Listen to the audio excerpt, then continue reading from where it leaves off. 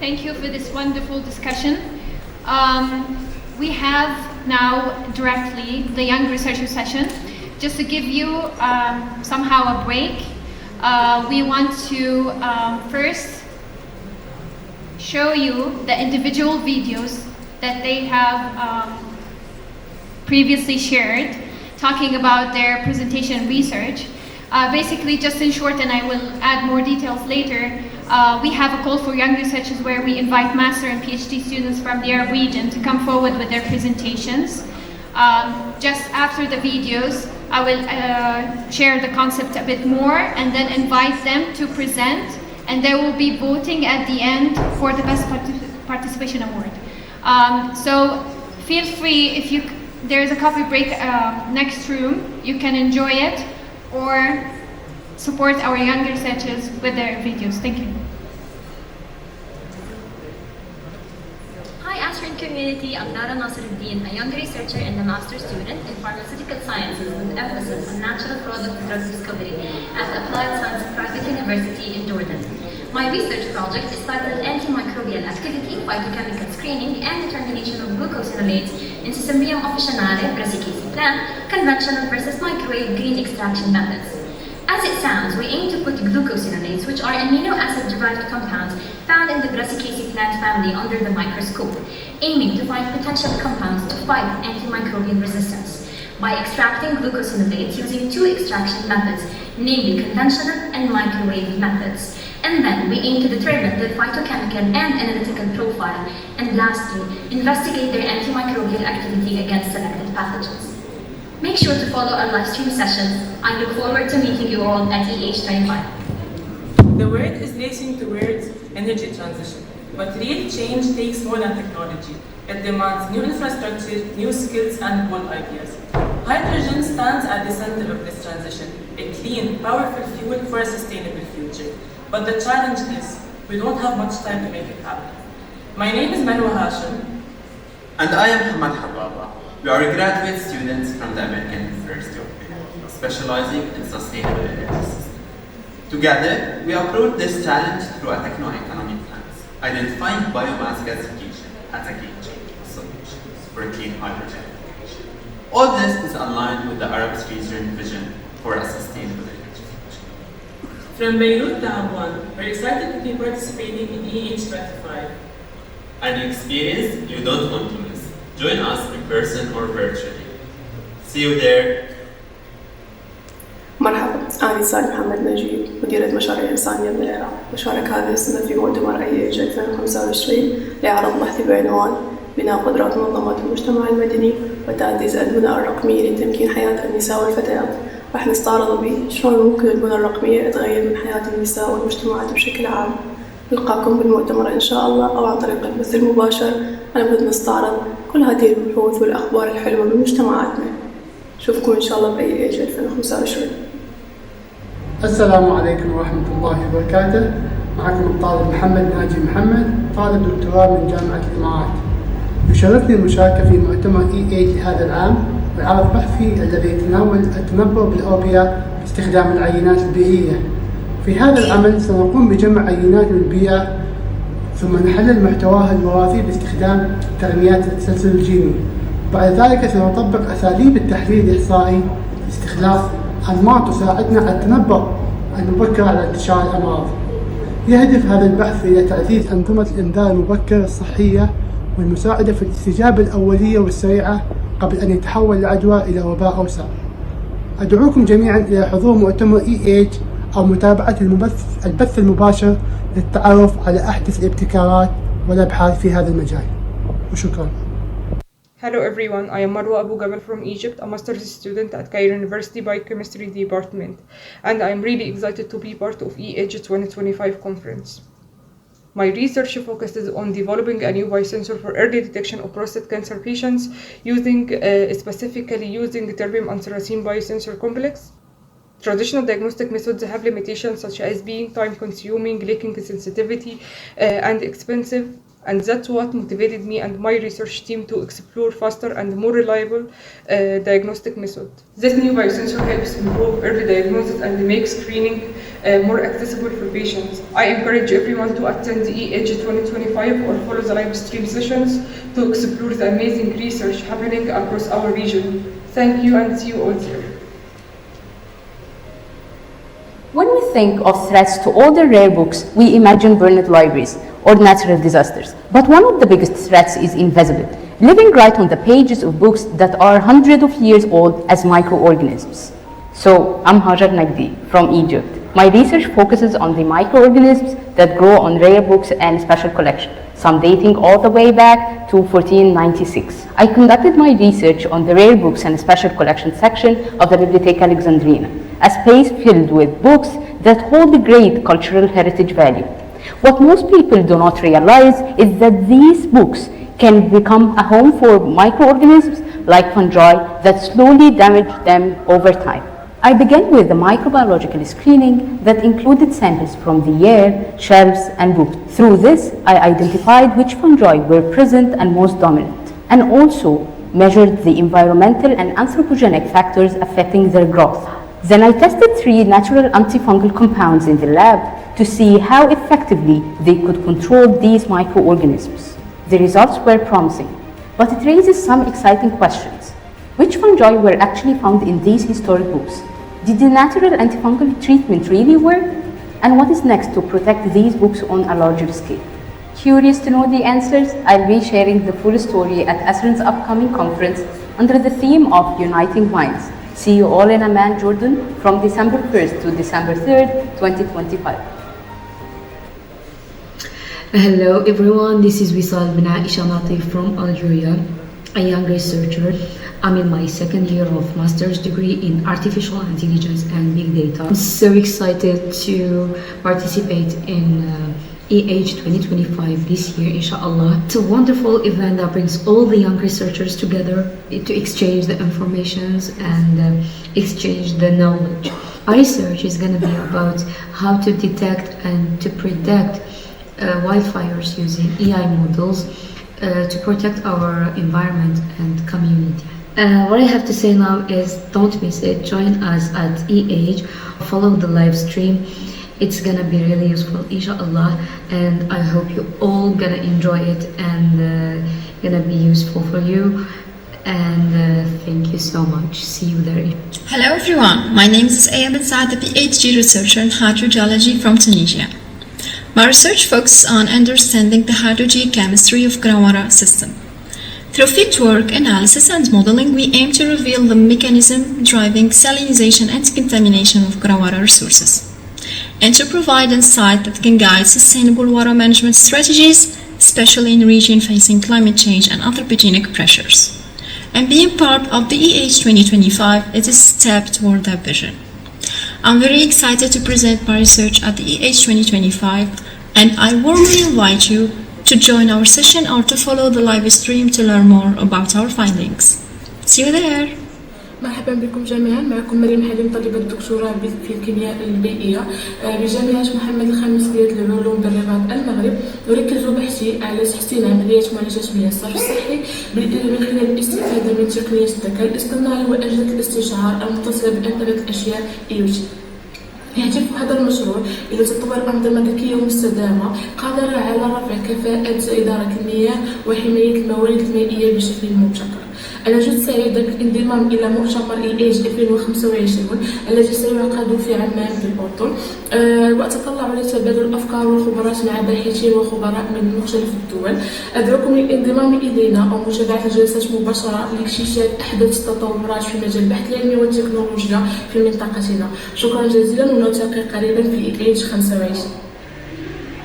Hello everyone, my name is Karroum from Morocco. I'm a PhD researcher in private law and I'm dedicated to advancing the future of learning and research.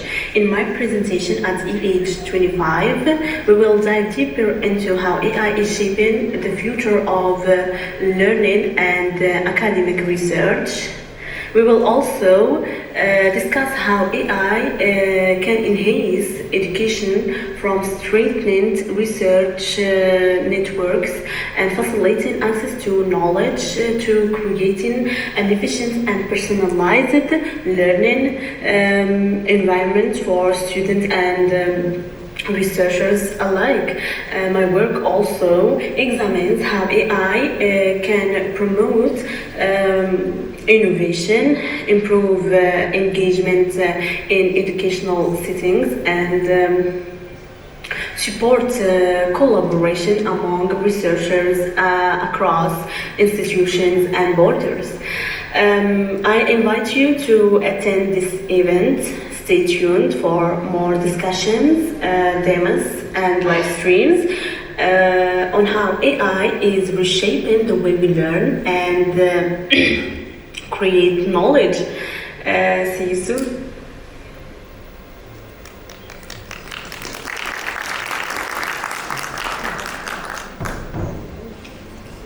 Thank you very much for watching the videos.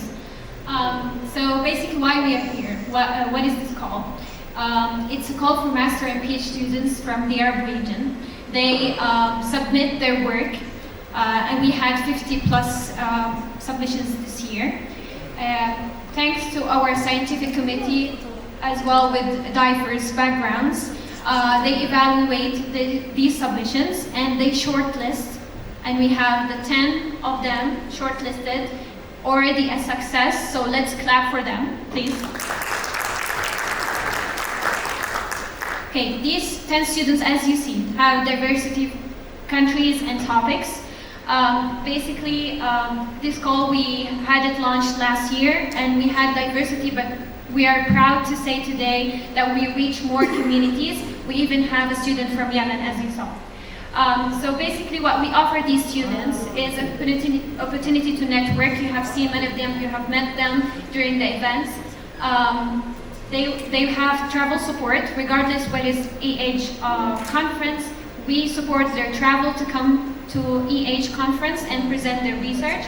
And then, what is the Best Participation Award? After they present their research, we will open the opportunity for audience voting. They will have QR code that you can scan live. We will open it only for 5 minutes and you can vote only once. So once you vote for them, we collect the result from the scientific committee, 60% and 40% from the audience voting, and then we know who is the Best Participation Award this year. It will be announced during the closing. So please stay with us till the end so you can know who will be the winner of this year. And to support this community of youth, we have invited the winner from previous year to chair this session and introduce our research and talk about his experience from last year. So let's welcome him, Mr. Youcef Benrached, please.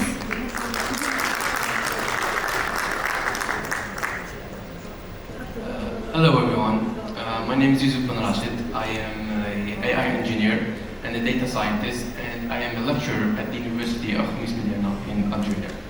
So, yes, I am grateful to be here with you. And in case you know, for the new faces, I am the last year's winner of EH24 Best Participation. And it was voted by the audience.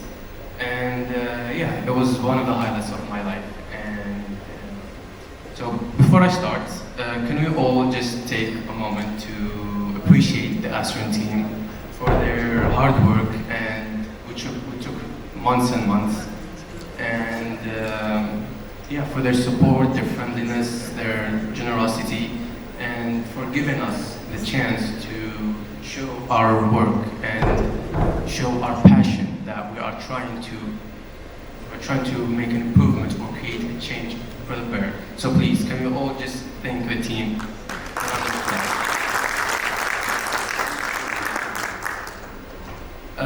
So yeah, and honestly, winning that award was one of the highlights of my life. It opened so many new opportunities for me. Even the position that I'm at currently was all thanks to winning that award. And honestly, not even just academically or in my career, it even helped me as a person. Like, it helped me build my self-confidence, because when I first came here, like, I was really nervous. I felt like, after seeing all these wonderful people, all these great researchers, and I felt insignificant, to be honest with you. Like, I'm being very transparent. I felt very insignificant. I felt like I was behind, that I should be somewhere. But then I remembered that, like, one of my biggest motivators, I remembered that my mother, may Allah have mercy on her, she would have been happy that I'm here, that I got to share, that I got to be here, that I got to present my project to all these amazing people, that I got to be in the same room with them. And I knew that she would have told everyone about it, she would have made it a big deal. And that helped me motivate myself, helped me believe that just being here with all of you was an achievement on its own. So my advice to you and to young researchers, on all, to the men and the women especially, is that you should never doubt yourself.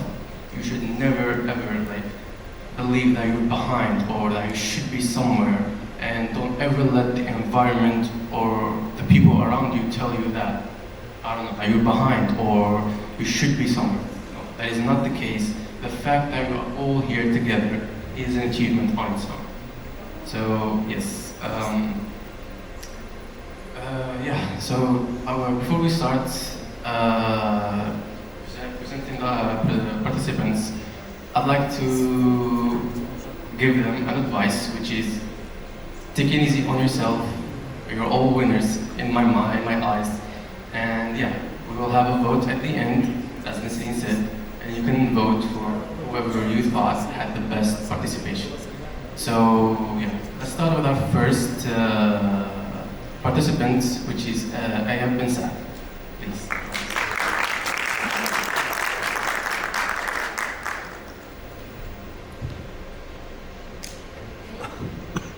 Good morning, everyone. Greetings to each and every one of you. My name is Aya, PhD candidate from the University of Tunisia and the National Institute of Research and Physicochemical Analysis. So, it's a pleasure to be here today and share our findings on the topic of balancing water demand and resource protection, challenges for the Grombalia Aquifer northeast of Tunisia in a semi-arid Mediterranean context. So, let's begin.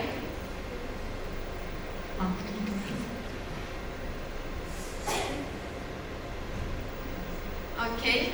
Have you ever considered the heating complexities of groundwater challenges? What if I told you that in the Arab and Mediterranean region, water scarcity is no longer a projection, but a daily reality? And actually, groundwater provides nearly 80% of drinking water for many Arab and Mediterranean countries, but these resources are under serious pressure. About 50% of aquifers in the region are already overused or damaged. In some countries, the situation is even worse. More than 70% of aquifers are overexploited or severely degraded. Even in the better cases, 1 out of every 2 aquifers is still under critical stress. Before I continue, just want to make sure that everyone in the same page. For those who don't know, an aquifer is a natural underground water reservoir, and for a region like ours is one of the most important water sources that we depend on for agriculture, industrial, and human consumption uses. And actually, the Grombalia Aquifer northeast of Tunisia is part of this wider regional struggle where the decline of groundwater quality and quantity has emerged as a critical and concerning issue. But we're not here to simply focus on the problem, we are here because we believe in solutions. Therefore, there is an urgent need to enhance our knowledge in order to establish sustainable water management strategies for safeguarding this valuable natural resource, especially for the future generations. So this study seeks to investigate the hydrogeochemical characteristic of the aquifer to understand the extent of degradation in groundwater quantity and quality, to identify the sources of degradation including anthropogenic activities, and to investigate the influence of natural processes, and finally to propose integrated management options to balance use and protection.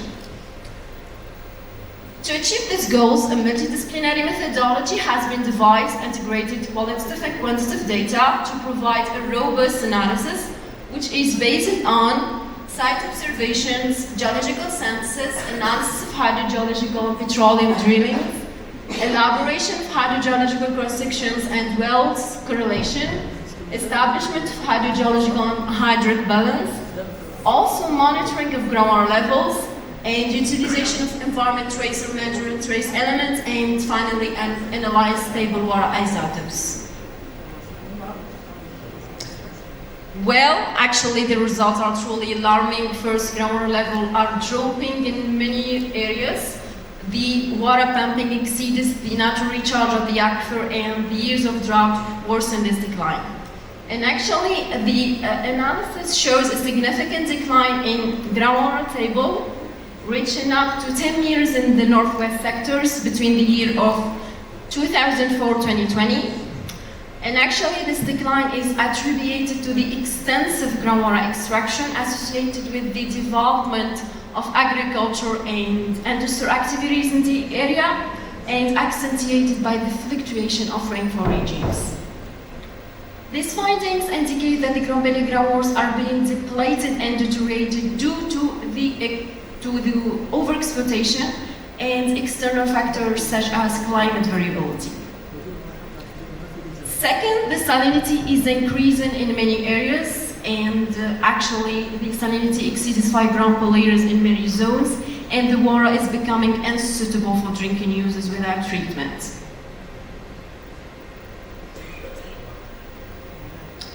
From a geochemical perspective, the dissolution of evaporite minerals, water-rock interaction, and the ion exchange appear to be the main natural process responsible of this increase in salinization. In addition to this natural process of mineralization, anthropogenic pollution has also played a significant role in the contamination and salinization of groundwater resources. In fact, the high concentration of boron and nitrates are indicative of significant contamination of groundwater resources by wastewater, industrial discharges, and agricultural activities. The isotopy also shows something important. The water recharge is occurring, but with increase in difficulty, and actually the water take a long time to be infiltrated, and the sensitive area are not protected. Well, to sum up, these findings tell one story, that the Grombalia aquifer, like many aquifers in the region, is under serious pressure, and if nothing changes, this pressure will grow, but nothing is lost. By identifying this mechanism and understanding this mechanism of degradation and salinization, we open the way to solutions. And actually, the solution is not simply to reduce pumping or restrict use. The real solution is balance. Balance between demand and supply, between present need and future protection, between the human activities and the natural limits of the aquifer. This means regulate groundwater abstraction and enhance aquifer recharge, improve agricultural water efficiency, monitoring and early warning system, and finally, and the most important, is governance and community engagement and collaboration in this vital source or action of these groundwater levels. So, and above all, let's recognize groundwater as a vital resource that one needs care, planning, and a long-term vision. As we conclude this presentation, I would like you to discover our latest publication on this topic to learn more about these findings. And thank you for your time, your attention. I appreciate it.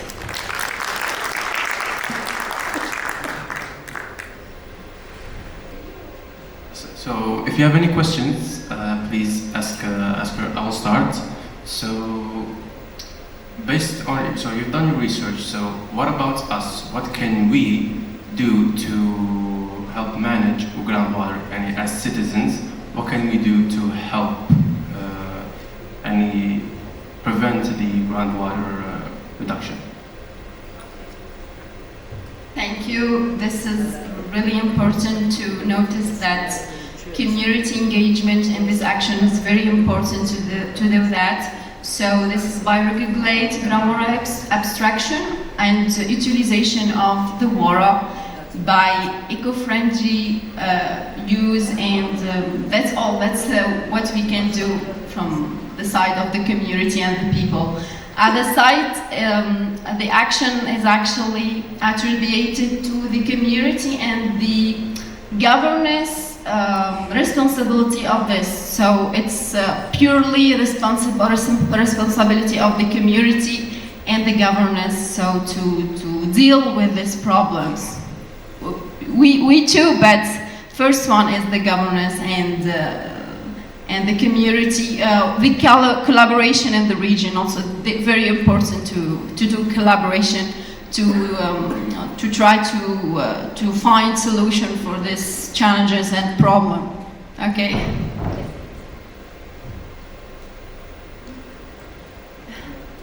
If there is no other questions, yes.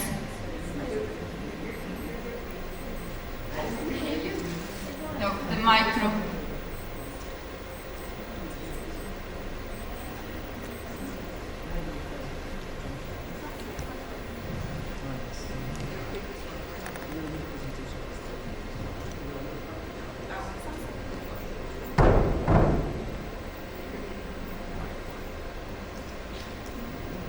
Okay.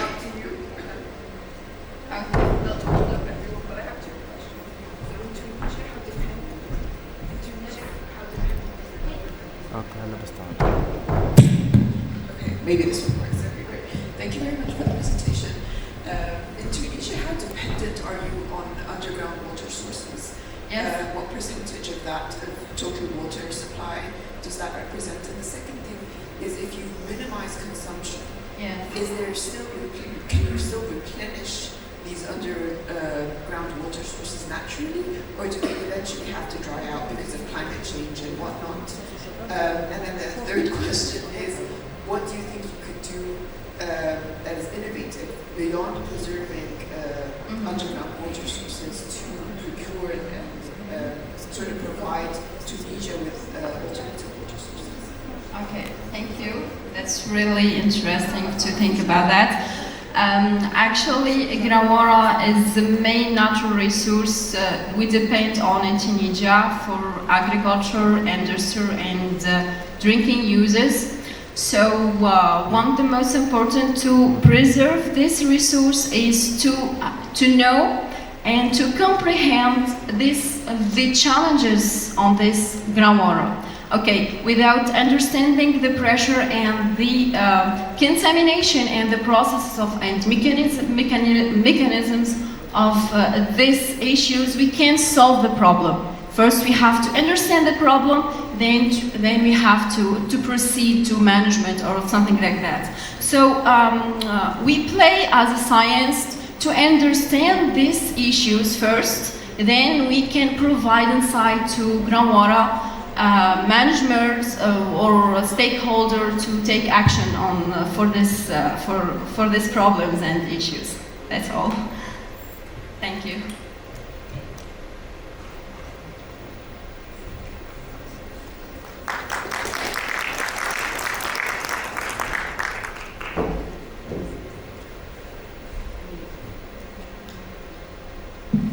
Thank you, Ayab and Saad, for your great presentation. Now we move on to our second participant. Yes, before we begin, I would like to remind you that there are translation headsets. Some of the presentation will be in Arabic and mostly will be in English. So the headsets are there. Feel free to use them. So we move on to our second participant, Hajar Nagdy من مصر, please.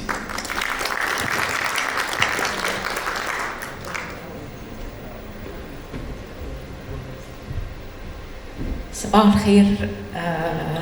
اسمي هاجر نجدي. بشتغل microbiology specialist as well as researcher في الجامعة. النهارده هكلمكم اكتر على الريسيرش توبيك الخاص بيا entitled Indoor Fungal Diversity of rare collection section at Bibliotheca Alexandrina and the proposed antifungal compounds.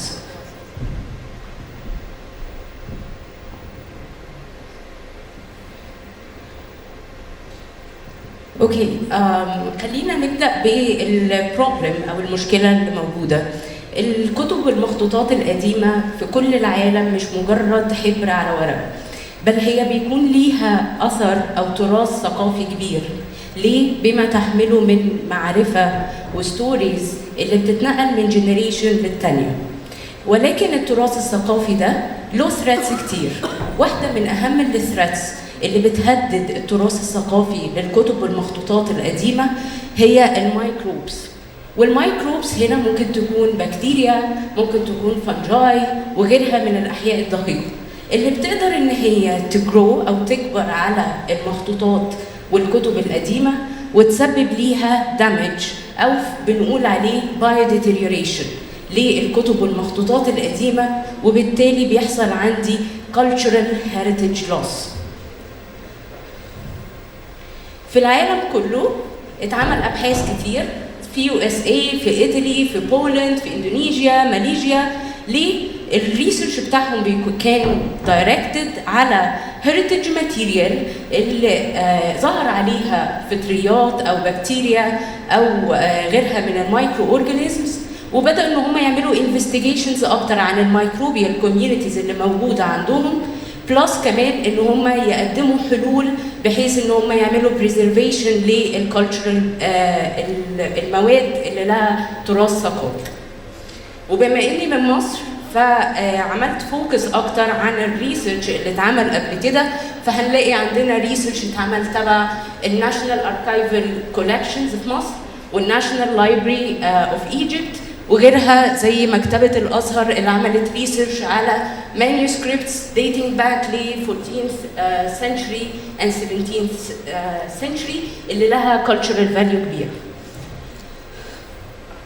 ريسيرش بوينت بتاعتي أنا اخترت برضو يعني بما إن في مصر فيها heritage sites كتيرة، أنا اخترت سايت وهو الرير بوكس and special collection section في مكتبة اسكندرية.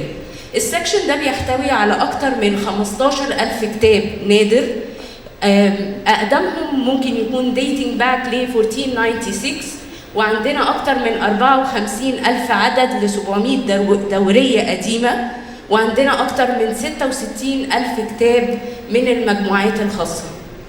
وده يخلينا نقول إن المكان ده له تراث ثقافي كبير. النوفلتي عندي ان مفيش اكاديميكلي ما كانش في اي ريسيرش اتعمل يعمل دوكيومنتيشن لنوع الميكروبيال كوميونيتيز اللي بتهدد المكان او بتهدد التراث الثقافي الكبير اللي في المكان ده. هبدا معاكم بالريسيرش اوبجكتيفز او الجولز بتاعتي. الجولز بتاعتي هما 2.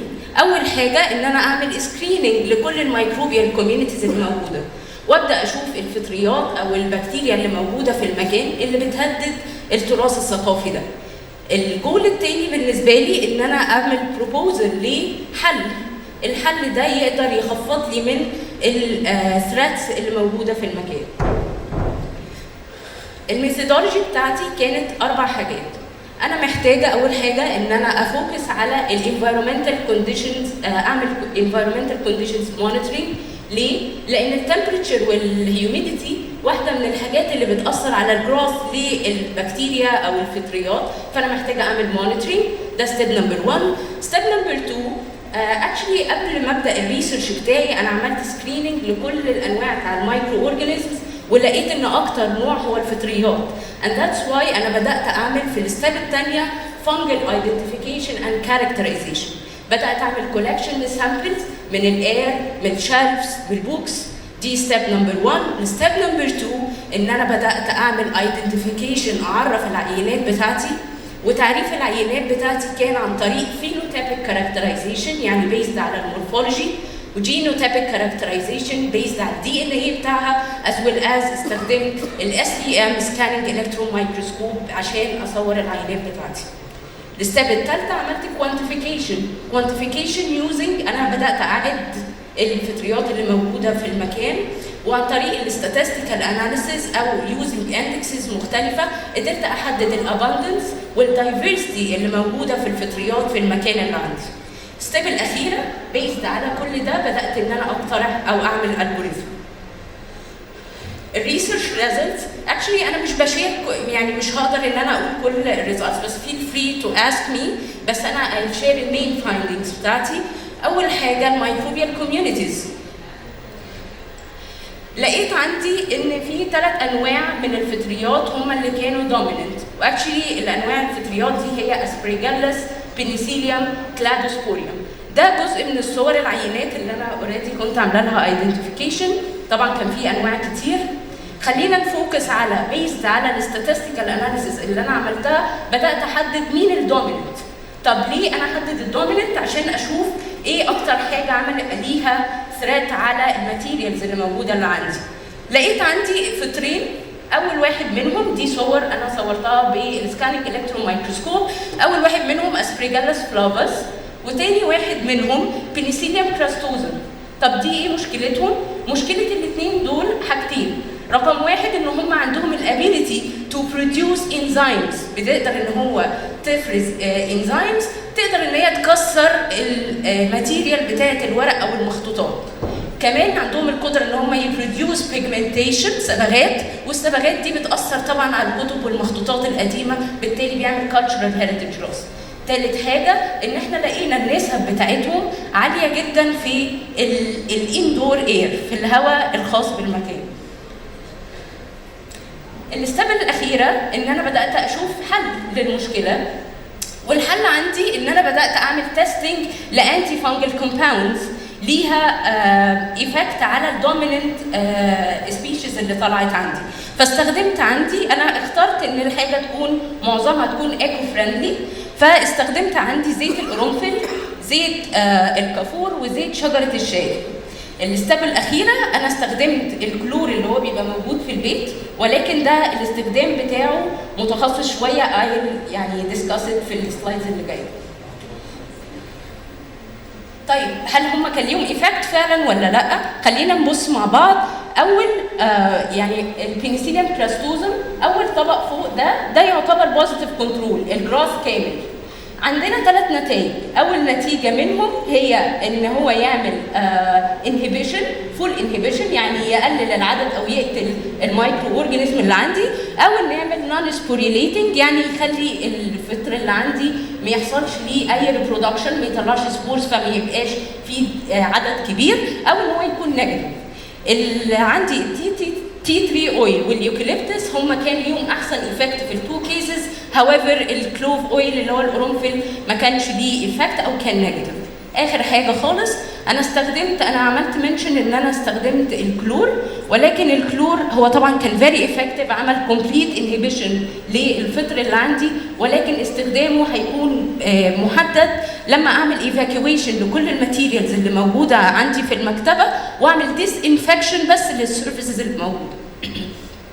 اخر حاجه الفيوتشر دايركشن، انا بقيم ان انا استخدم الايكو فريندلي سولوشن اللي هو الزيوت، ان انا اعمل انهبيشن للفطريات اللي موجوده في الهواء عن طريق استخدام نيوبلايزرز، لان انا استخدمت كل الحاجات دي اون لاب سكيل، وان شاء الله هستخدمها اون لارجر سكيل في الفيوتشر ورك بتاعتي، وان انا اعمل انفستيجيشن لميكروبيال كوميونيتيز ثانيه موجوده في هيريتج سايتس، لان مصر فيها هيريتج سايتس كتير جدا. آخر حاجة thank you so much. I'd like to thank طبعا my dear professor, supervisors, direct supervisor Professor حنان غزلان، وحابة إن أنا أشكر دكتور محمد سليمان ده نائب مدير المكتبة على موافقته إن أنا أعمل الريسيرش بتاعي جوه مكتبة اسكندرية، وماي دايركت سوبرفايزر اون بروفيشنال ليفل who supported me Miss Tina Youcef, head of library sector, and finally my dear staff جوه المكتبة في السكشن الخاص بالضبط البيئي، لأنهم ساعدوني كتير وأنا بعمل كولكشن للسنتر. Thank you so much.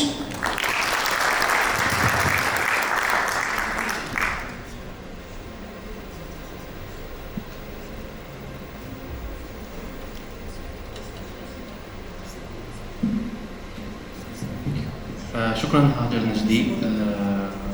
Thank you for your presentation. It was very insightful and very hands-on. Now we move on for our third participant. No questions of course. We went past the time, so for this one we won't have questions. Now we move to our third participant, Kaoutar Karroum من المغرب. Good morning, everyone. I'd like to begin by expressing my sincere gratitude to Ashrin and to organizing committee for bringing us together to this valuable event. Right. Your dedication to fostering regional knowledge exchange, advancing research collaboration, and empowering young researchers across the Arab world is deeply appreciated. It is a true honor to be here today. Scientific knowledge has always relied on collaboration, data sharing, and strong research network.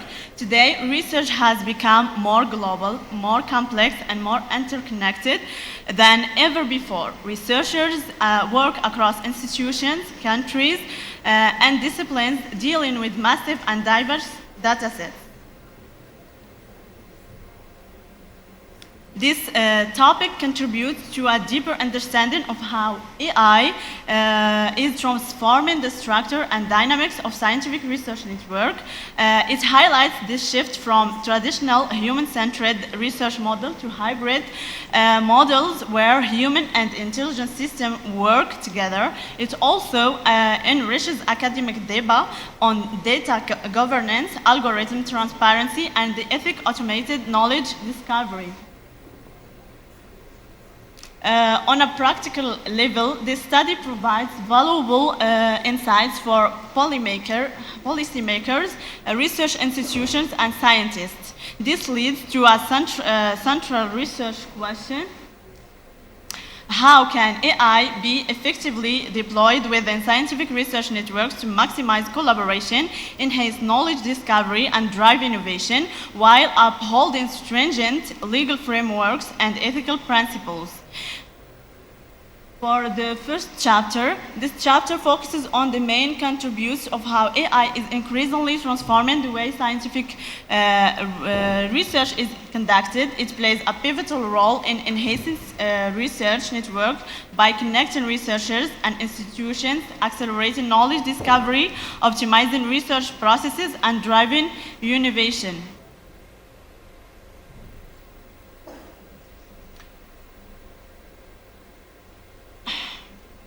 While these benefits are transformative, they come with legal consideration. AI in research must comply with data protection laws, intellectual property regulations, and institutional policies. If an AI platform identifies a novel drug candidate, questions arise about whoever the rights belongs to, whether the AI developers, the researchers, or the institutions. Alongside legal considerations, ethical considerations arises. AI promotes transparency, fairness, accountability, and inclusivity. It helps prevent bias, discrimination, and misuse of data. This brings us to the principle of balancing innovation and responsibility. While AI enables unprecedented progress in scientific discovery, it is essential to ensure that innovation doesn't compromise legal and ethical standards. AI can only succeed in the scientific field when supported by strong legal framework and clear ethical standards. Results show that AI affords enormous potential for advancing scientific research, but only when used responsibly and ethically. For the recommendations, develop comprehensive AI governance framework that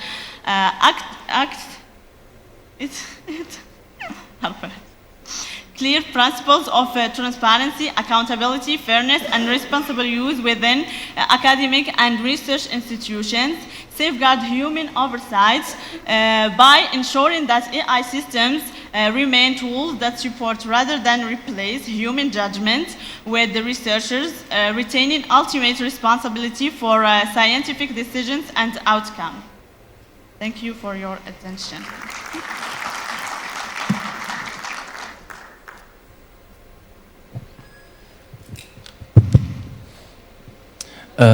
So I have a question.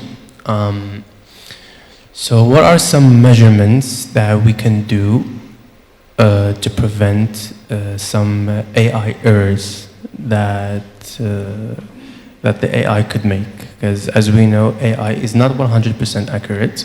So what are some measurements that we can do to help prevent this from happening in the future? Thank you for your question. I guess reinforced data protection and privacy legislation is going to ensure the ethical management and sensitive scientific and personal data in accordance with international best practices.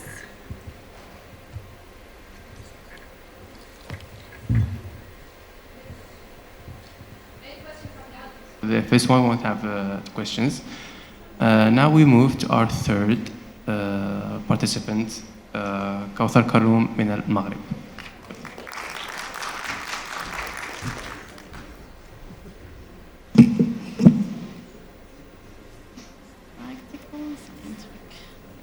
Good morning, everyone. I'd like to begin by expressing my sincere gratitude to Ashrin and to organizing committee for bringing us together to this valuable event. Right.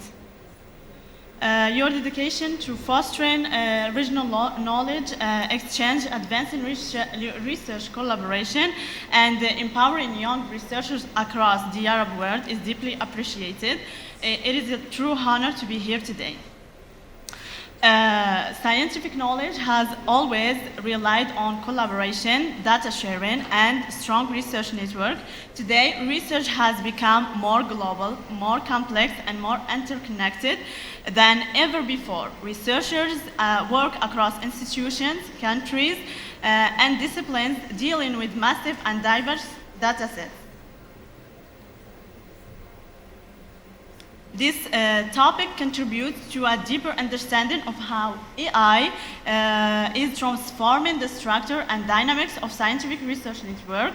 It highlights this shift from traditional human-centered research model to hybrid models where human and intelligent systems work together. It also enriches academic debate on data governance, algorithm transparency, and the ethic automated knowledge discovery.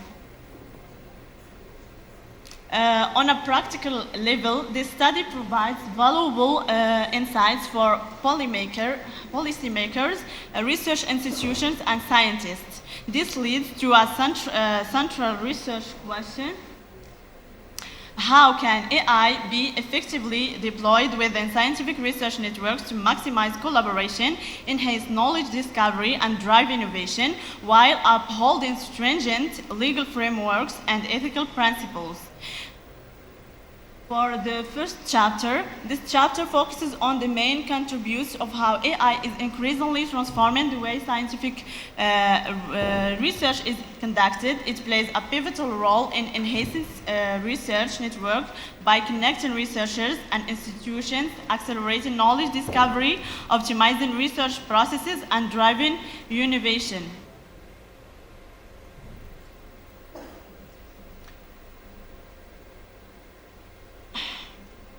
While these benefits are transformative, they come with legal consideration. AI in research must comply with data protection laws, intellectual property regulations, and institutional policies. If an AI platform identifies a novel drug candidate, questions arise about whoever the rights belongs to, whether the AI developers, the researchers, or the institutions. Alongside legal considerations, ethical considerations arises. Its AI promotes transparency, fairness, accountability, and inclusivity. It helps prevent bias, discrimination, and misuse of data. This brings us to the principle of balancing innovation and responsibility. While AI enables unprecedented progress in scientific discovery, it is essential to ensure that innovation doesn't compromise legal and ethical standards. AI can only succeed in the scientific field when supported by strong legal framework and clear ethical standards. Results show that AI affords enormous potential for advancing scientific research, but only when used responsibly and ethically. For the recommendations, develop comprehensive AI governance framework that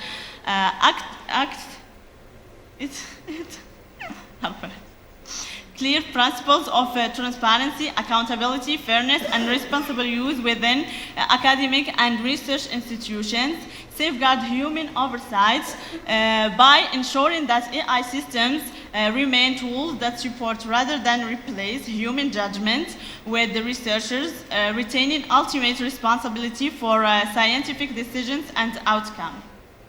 Thank you for your attention.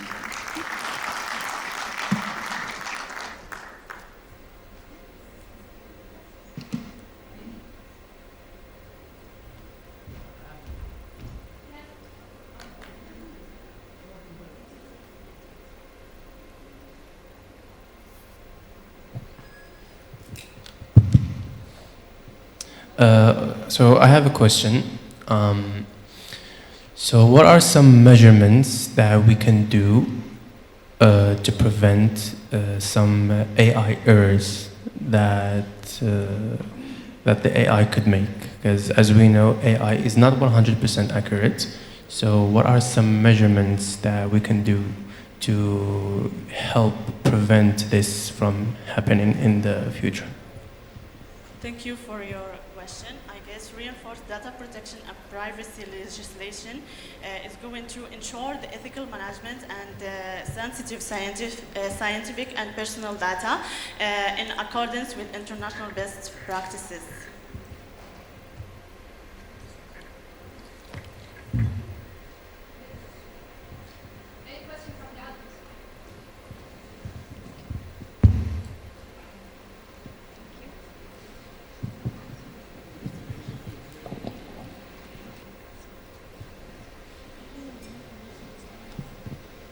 Thank you very much. Excellent talk.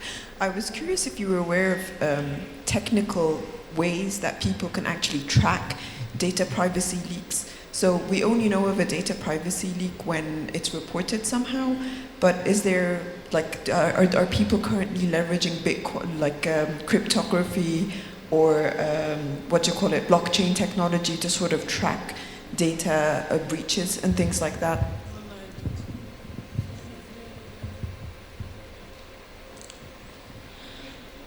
I think that clarified intellectual property regime is going to establish scientific guidelines addressing authorship, ownership, and attribution of AI-generated research outputs is going to be helpful and trustworthy. Thank you.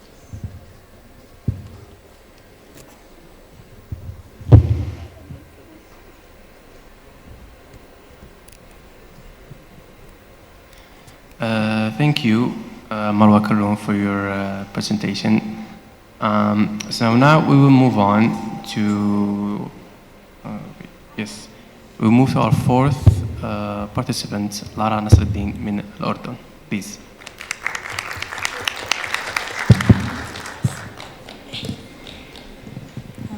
Excuse me.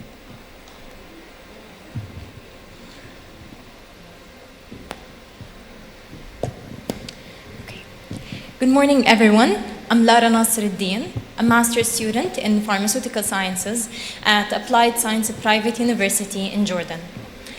As a pharmacist, my ultimate responsibility is to ensure the well-being of all, in spite of age, gender, race, religion, or ethnicity by providing medicine that is both effective and accessible to all. Therefore, I'm here to tell you why this exact image is a problem and how we aim to solve it. Antimicrobial resistance, or simply when microbes no longer respond to antibiotics, takes nearly 5 million lives every year, a silent global killer and the true public health threat. And sadly, according to the WHO, only 11% of countries have the national budget to fight antimicrobial resistance, leaving underdeveloped countries with higher risks of infection, while also producing resistant medication using non-eco-friendly practices. Which raises a very intriguing question. What if we could make nature fight itself? And from here, our project's main research questions arise. Firstly, how effective are glucosinolates of the Sisymbrium officinale plant as a natural strategy against antimicrobial resistance? And secondly, can sustainable extraction methods, namely green extraction techniques, enhance safety, yield, and antimicrobial potential? Now, before we move on to the how, let's make sure we're clear on the why. Sisymbrium officinale, among all plant species, was chosen owing to its unique adaptation abilities, meaning you can grow it anywhere at very little cost. Secondly, and most importantly, it contains our star compounds, which are glucosinolates. Glucosinolates are a group of non-toxic, water-soluble, amino acid-derived natural compounds, which, according to the literature, possess both antioxidant and antimicrobial properties. And now, moving on to methodology.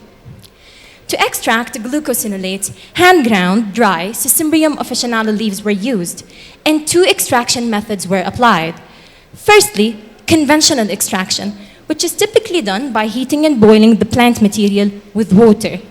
Each sample took approximately 5 hours to complete, with very low reproducibility and high waste emission.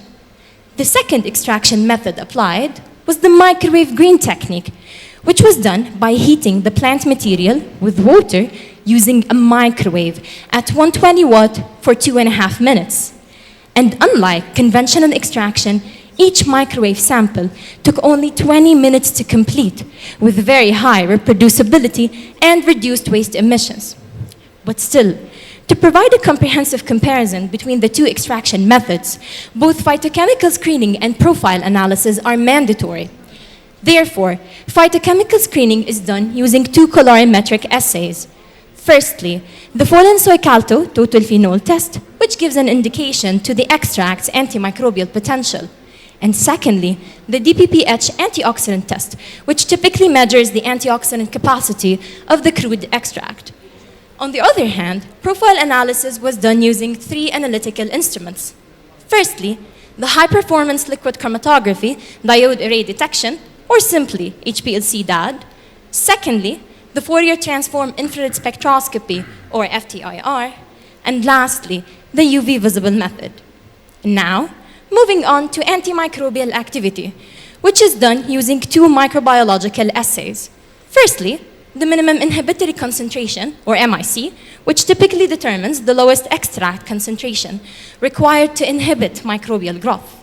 And secondly, the minimum bactericidal concentration, or MBC, which determines the lowest extract concentration required to kill 99.9% of microbes. The assays were tested against 3 pathogens, 2 bacteria, and 1 fungi. Gladly, promising results were made.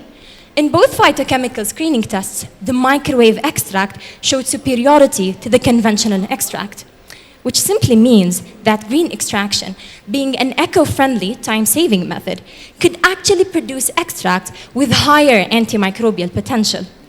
Now, kindly note that this is still an ongoing project, but based on these findings, we can certainly expect that the crude extract obtained from the microwave green method will exhibit improved antimicrobial activity, higher resolution, and peak capacity, meaning a better analytical profile.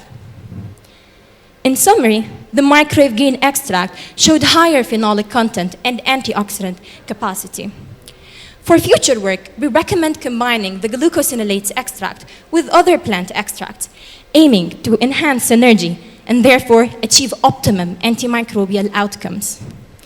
Kindly note that this project directly aims to support innovation, sustainable resource use, and biodiversity-conscious cultivation, in addition to access to affordable and cultivable plant-based antimicrobial alternatives. And finally, it's crucial to remember that there's a way that nature speaks, that the land speaks. Too often, we're not quiet enough, not patient enough to hear the full story. Nature already offers solutions. All we have to do is just listen. Thank you, and as a Jordanian, I'd like to welcome you all to Jordan. Hope you have a wonderful visit.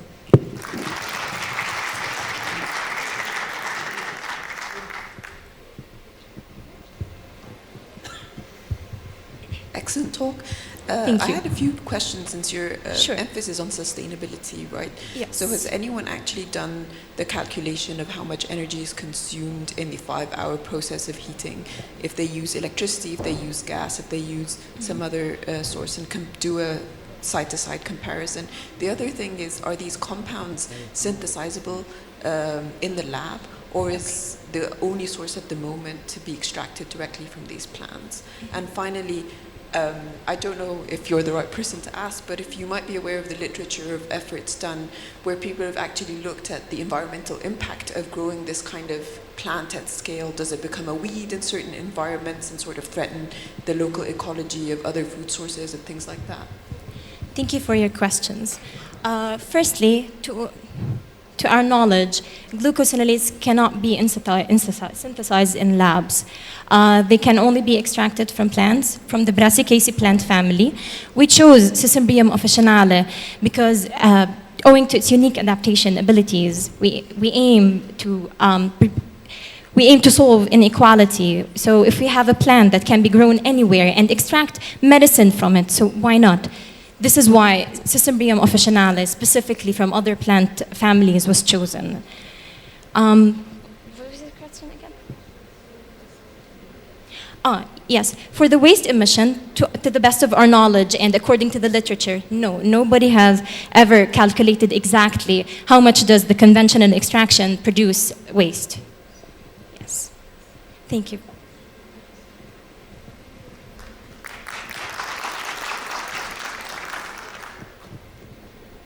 Thank you, Lara and Nasereddin, for your great contribution. Now we'll move on to our fifth participant, Meryem Halim from Morocco, please.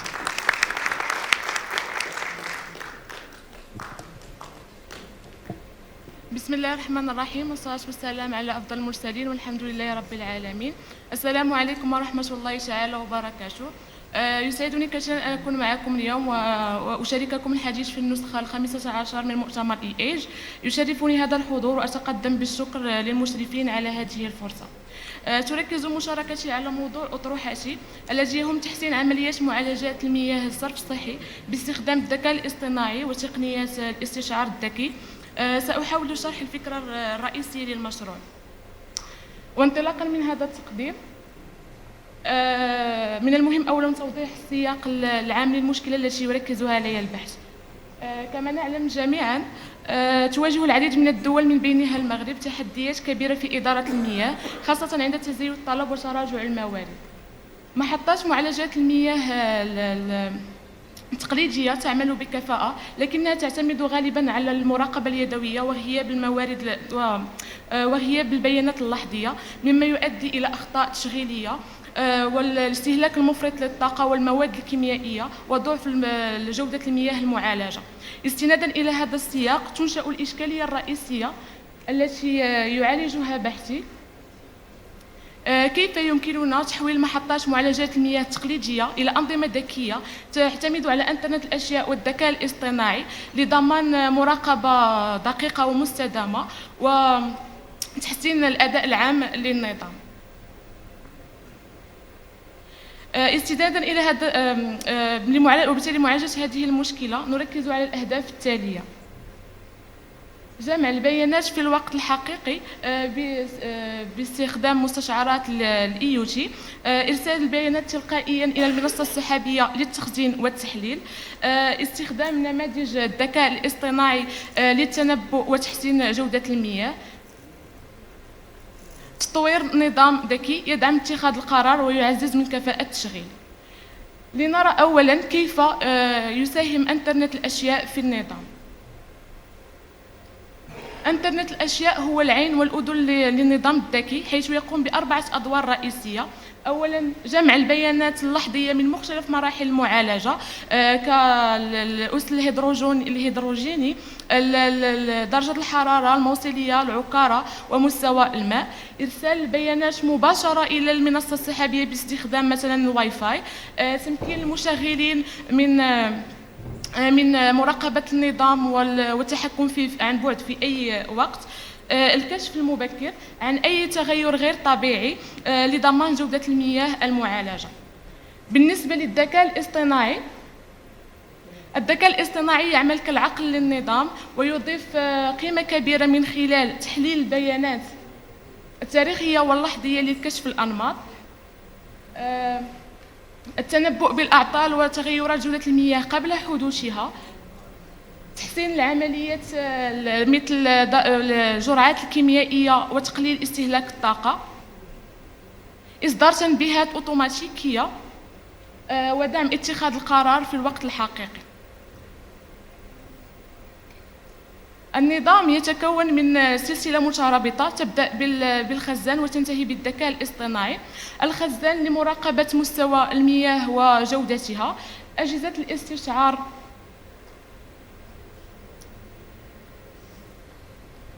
الاستشعار مثل مستشعر الأس الهيدروجيني، درجة الحرارة، مستوى الماء، العكارة.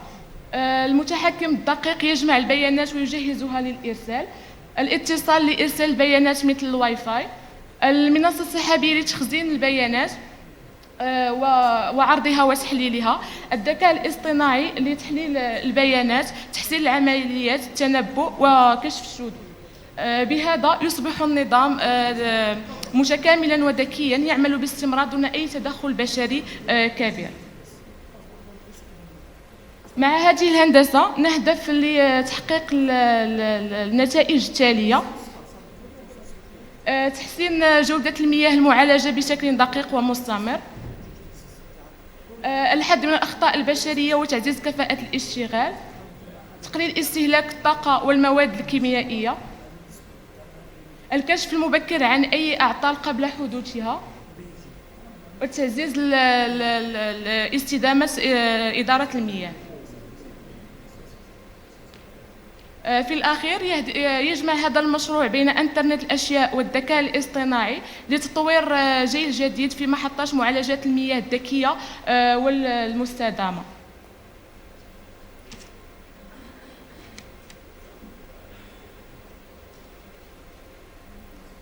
في المستقبل سأطور نموذجا أوليا يعتمد على إنترنت الأشياء وأجمع البيانات الحقيقية لتدريب نموذج الذكاء الاصطناعي، ثم أقيم فعالية النظام بتحسين الكفاءة وتقليل التكاليف. وفي هذا الإطار أطمح أيضا إلى تطوير هذا العمل عبر بناء تعاونات مع مختبرات دولية من أجل الوصول إلى نظام أكثر ذكاء وقدرة على دعم عمليات المياه بشكل متقدم. ولا يفوتني أن أتقدم بجزيل الشكر لمشرفتي الدكتورة سعاد الحجاجي على توجيهها ودعمها المستمر، كما أشكر الحضور الكرام على الاستماع والمتابعة. شكرا.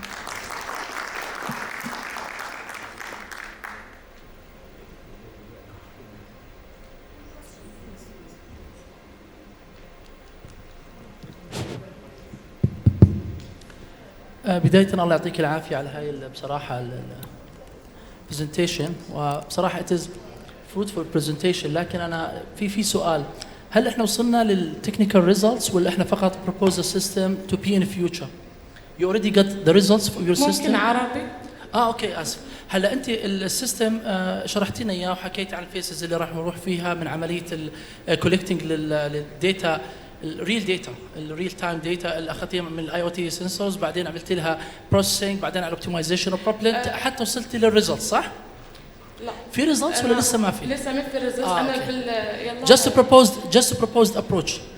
أنا بشتغل الآن على البروجي، بس بالسنة الأولى جمعت الأبحاث في السنوات 10 سنوات الأخيرة، والآن أحاول جمع النظام بمختلف المستشعرات، يعني عدة مستشعرات، ثم أجمع بين جميع من زعما طب معناته خليني من الذكاء الاصطناعي، يعني من نماذج الذكاء الاصطناعي حتى اختار الاكثر دقه في سميتو تحسين. طب خلينا هلا اوجه السؤال، معناته بنحكي من ريسيرش، خلينا نوجهه لبروبوزل.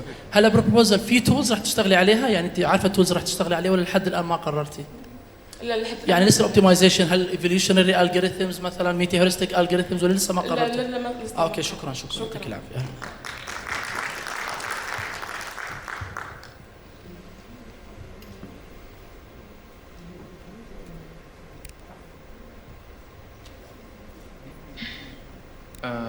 شكرا. مريم حليم من المغرب. Now we move to our sixth participant, مروة أبو جبل من Egypt, please.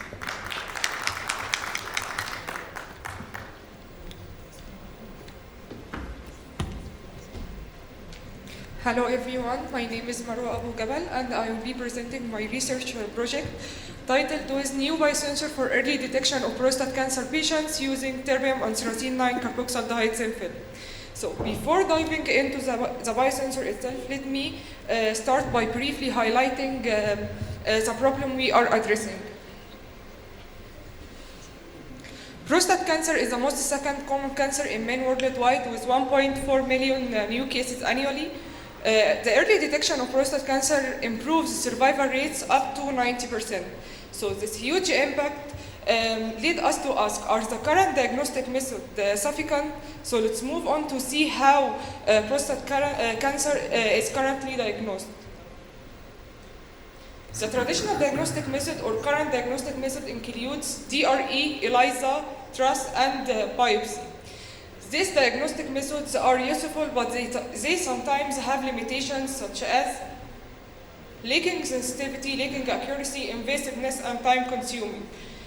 These limitations create an urgent need for faster, more sensitive, and more specific alternative, which brings us to PSA itself. PSA biomarker is the main detector of prostate cancer in blood. The normal level of PSA is below than 4 nanogram per milliliter, and the abnormal level is more than 4 nanogram per milliliter, which indicates the high risk of prostate cancer. However, measuring PSA using ELISA can sometimes lack accuracy. So the question is how we can measure PSA biomarker with high sensitivity and high accuracy. The answer of this question led us to develop a new biosensor based on luminescence signals.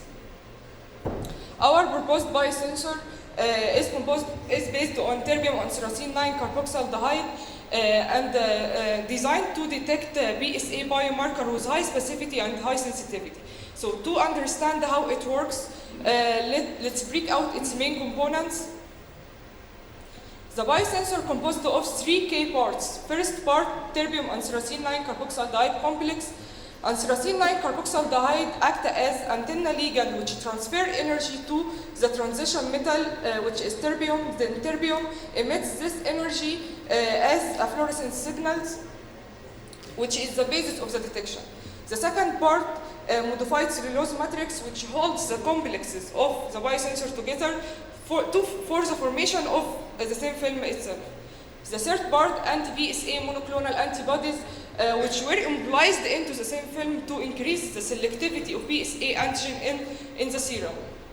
Now we are understanding the components of the biosensor, so let's see how they function together.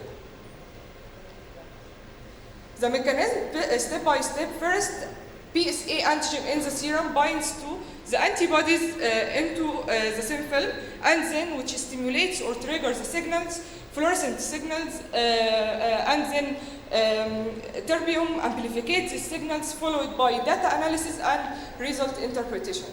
To achieve this mechanism, several experimental steps were required. For the optimization of, for the fabrication of biosensor, several optimal conditions were required. We begin with solvent effect for sensor optimization. The study evaluated 4 different solvents: DMF, DEMSU, ethanol, and acetonitride, for providing the highest fluorescence intensity essential for effective biosensor performance in PSA detection. DEMSU showed the highest luminescent intensity, which means that DEMSU was the best solvent for the fabrication of the biosensor. The second optimization step to optimizing the molar ratio between the metal and the ligand, between the terbium and anthracene 9-carboxyl dye. Molar ratio 1:1, metal to ligand, showed the highest luminescent intensity. So the fabrication of the biosensor required DEMSU as a best solvent and 1:1 terbium to anthracene ratio as a best molar ratio for the fabrication. The last step, after the fabrication of biosensor in solution, the complex were embedded into carboxymethyl cellulose for the formation of the thin film and dried overnight. The next step is immobilization of antibody by adding anti-PSA monoclonal antibodies into the thin film biosensor for increasing the selectivity. After the fabrication of the biosensor, the sensor needed structural confirmation, so we used SEM characterization of polymer only showed non-uniform and cracks. SEM characterization of composite film showed a smooth and stable surface. And finally, SEM characterization of antibody immobilized SEM film showed confirmation of successful immobilization of antibodies into the SEM film. Once fabricated of the biosensor, we tested its analytical performance by adding different concentration of antigen, and it's giving a quenching effect, which means a successful sensing performance of the sensor towards PSA antigen. And this is the calibration curve of our experiment with limit of detection 0.0159 nanogram per milliliter. Linear regression coefficient 0.996, which means excellent linearity and excellent sensitivity. The analytical performance or the analytical measurements was only part of the story. Clinical performance were required. So 10 samples were obtained from or collected from prostate cancer patients, random prostate cancer patients for the clinical performance or the clinical testing.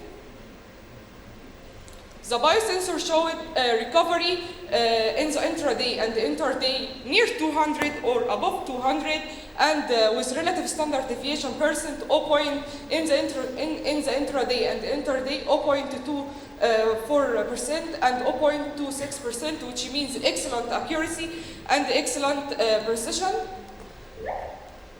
In the conclusion, confirms reliability of the developed biosensor for quantitative biomarker detection. Any question? Yes.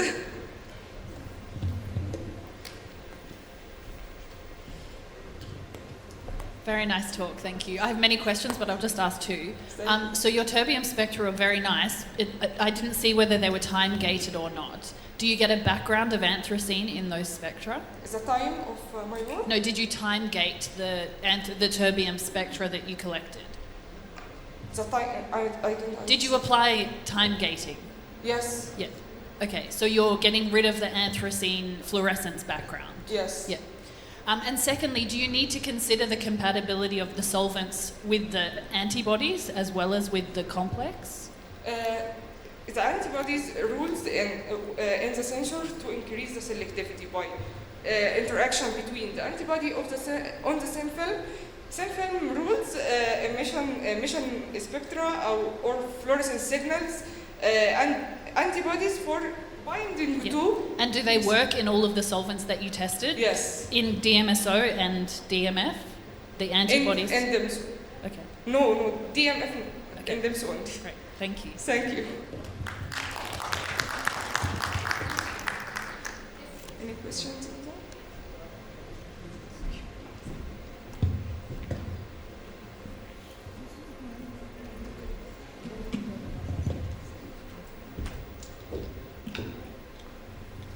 Thank you for your great presentation. Now we will move on to our 6th and 7th participants. They'll be presenting together. So please, let's welcome Marwa Hashim wa Mohammed Hababa.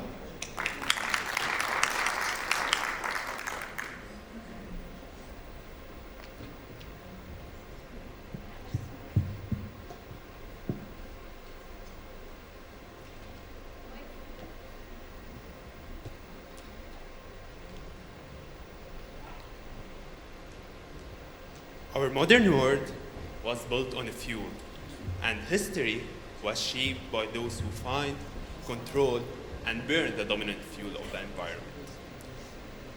Today, we are standing on the threshold of the next energy transition, asking ourselves, who will control the future of clean energy, and who will become the Saudi Arabia of this new era? But today's transition is not about replacing one fuel with another. It's about technologies that redefine how energy is produced, used, and stored. Hello everyone, I am Hamad Hababa and I am here with my colleague Marwa Hashim. We will walk you through a techno-economic comparative analysis of hydrogen production technologies for refineries. We will follow this straightforward outline. So let's start with the problem statement. With all the peace attempts worldwide, we still prefer to use aggressive language in our terminologies. Look at this. Hydrogen, described as the Swiss Army knife. What is meant by the Swiss Army knife? We want hydrogen to be integrated in every application, to cover all the processes, starting from chemical processes to power systems and transportation. But that great question remains, is it possible? Let's see. Without even counting the applications mentioned before, the demand of hydrogen is huge, and we still rely on natural gas as the main production route. Electrolysis, it's a brilliant process. It's just hydrogen from water, and millions of dollars being invested in its research annually. However, it still covers 0.1% of the demand. If we want to ask ourselves, what is the mean of hydrogen now, usage of hydrogen nowadays? It's mainly in the refinery process. So our approach will be, let's find sustainable hydrogen for our refineries, and then we can scale it up to other processes. Sustainability is not just about being green. It's about balancing what we have with what we want. This same principle applies to hydrogen production. Since there's no single perfect technology, hydrogen can be produced through several key technologies, of which we have steam methane reforming, biomass gasification, electrolysis, coal gasification, and photoelectrochemical water splitting. For the purpose of this study, we will be excluding the last two technologies. Steam methane reforming is the most widely used technology to produce hydrogen. In this process, methane from natural gas reacts with steam at high temperature to produce hydrogen, carbon monoxide, and carbon dioxide. To make this process a bit more sustainable, we can integrate post-combustion carbon capture that is able to capture up to 70% of the carbon dioxide. Another process is biomass gasification. In this process, biomass, which can be municipal solid waste, agricultural or forestry residues, wood, or other types of waste, can be converted into hydrogen-rich syngas using gasifying agents such as steam, steam, oxygen, or air. Another key pathway is electrolysis. In this pathway, water is split into hydrogen and oxygen using electricity. However, when powered with renewable energy sources, we can yield zero carbon green hydrogen, and this can happen at low or high temperatures. Now, to determine the most suitable technology for refinery integration, we performed a multi-criteria decision analysis, taking into consideration 4 key criteria, of which we considered integration complexity, carbon footprint, cost efficiency expressed as the levelized cost of hydrogen, and technological maturity. Using the analytical hierarchy process and extensive literature review, we were able to perform this matrix. And as a result, we found that biomass gasification outperformed other technologies and therefore was chosen as the optimal technology to go forward with. Doing this, we simulated biomass gasification on Aspen Plus. The feed that we used was 2,000 tons of biomass per day, expressed as a typical Middle Eastern municipal solid waste composition. The feed first had to be decomposed, then it reacted with the gasifying agents, which we chose to be steam and air, through 2 reactors that were previously kinetically modeled, and finally we had the purification step. Under the defined condition, our simulation was able to yield 51 kilograms of hydrogen per 1 ton of biomass, showing the great potential of biomass gasification. I think the language before was a bit technical for everyone, so let's normalize it to a language that we all understand and go over the economic analysis of such a project. Starting with the cost estimation, and since we are dealing with a chemical plant, we based our cost estimations on a base study where we calculated the capex, opex, taking into consideration some economic parameters such as the capital cost, plant lifetime, and most importantly, the yield from our simulation. This will result us in the performance of such project, shown in this nice waterfall chart, showing the yearly present values of the cash flows ending at year 20 with $100 million. It's obvious that it's a positive NPV, and it's got a payback period between year 9 and 10. For those coming from economic or finance background, we say that such project is a moderately risky project. However, we should keep in mind that such project is usually implemented by the public sector, and it has also other environmental and social benefits that are shown in the benefit cost analysis.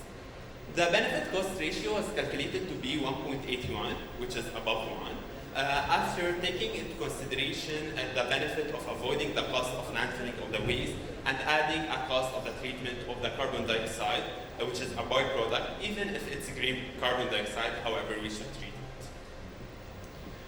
And lastly, the LCOH, or the levelized cost of hydrogen, was found to be $1.70 per kilogram. This price is very competitive, as prices in the literature are usually between $2 and $3. And without much saying, and just to show how economics can shift with scale, we performed some sensitivity analysis, and it shows that if we operate the plant at a larger capacity, this would lower the LCOH to below $1.5. Also, if we have any added cost for any byproduct streams, this will raise the cost to above $2. Now, to conclude, from our work, we aim to integrate sustainable hydrogen into such refinery here shown in pink circles. From our work, and to be able to reach our goal, the next step is to validate our work experimentally and engage with industries to build a clear roadmap. These steps together will enable us to ensure the integration of biomass gasification into existing refineries in an optimized and controlled manner. Thank you. We are happy to answer any questions.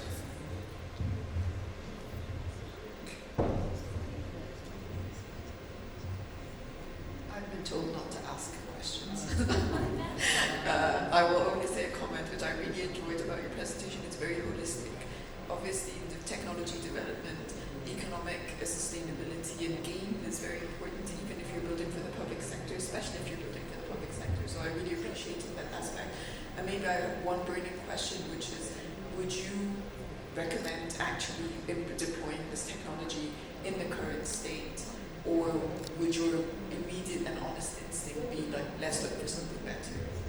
To be honest, at some point we will be forced to implement such a technology with all the stricter regulations and the agreements nowadays on the top of the Paris Agreement. So refineries are forced to decarbonize their processes. So they will not have an option. This is, like we suggested, this technology, biomass gasification is already a mature process. So integrating it in a refinery would be an easy process. The research more would be on how we will be integrating and how to make use of the equipment and the processes that we have. If we approach a refinery and we tell her, like, when we told the refinery that we should have a completely new process, they will refuse. However, if we suggest retrofitting their equipment and just integrating sustainable streams, they will say yes because they are forced to. If Marwa has any views, let me just add the 2 main points. Biomass gasification is the only technology that can go carbon negative, not just it can reduce the carbon emissions. Another thing here, we're solving 2-in-1 problems. One is the waste, because some problems face actually problems in some countries face problems in dealing or managing waste. So here we're using the waste, the municipal solid waste, in order to generate hydrogen. So we're dealing with waste and yet producing sustainable hydrogen. Any more questions? Thank you so much.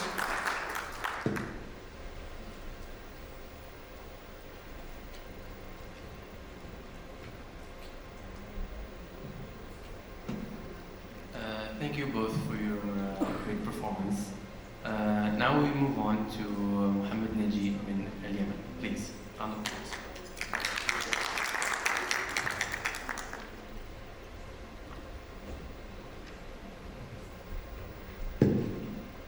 السلام عليكم ورحمة الله وبركاته. معكم محمد ناجي، طالب دكتوراه في جامعة الإمارات في قسم الأحياء الجزيئية. طبعا بتكلم على موضوع مهم جدا في الفترة هذه الزمنية، عبارة عن الكشف المسبق للأوبئة والفيروسات عن طريق الصرف الصحي باستخدام السلسل الجيني. طبعا الكل رأى ما حدث في فترة كورونا، الكل ضرر، المدارس ضررت، الشركات ضررت، الدول ضررت، لأن ما كان وجود طريقة مسبقة تساعدنا في رصد الأوبئة. طبعا المشروع عبارة عن الكشف المبكر للأوبئة. هذا المشروع يعتبر من أحد الجهود الموجودة حول العالم لاكتشاف أداة معينة تستخدم للكشف عن الأوبئة. طبعا مثل ما تكلمت ان فيروس كورونا بدأ في أواخر عام 2019، خلال عدة أشهر انتشر إلى أكثر من 100 دولة حول العالم، وتسبب أضرار كبيرة لجميع الدول. ليش؟ لأن ما حد كان مستعد لهذا الفيروس، ما حد كان عنده أداة أو تقنية أو أسلوب عمل مستعد للكشف عن مبكر الأوبئة. طبعا بعد ما ظهر فيروس كورونا الكل ذهب للطريقة التقليدية، مسحات الأنف.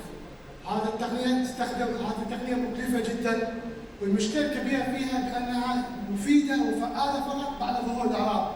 في بعض الأحيان الشخص يكون مصاب بالمرض ويحتاج إلى 5 أيام إلى 7 أيام حتى تظهر عليه الأعراض.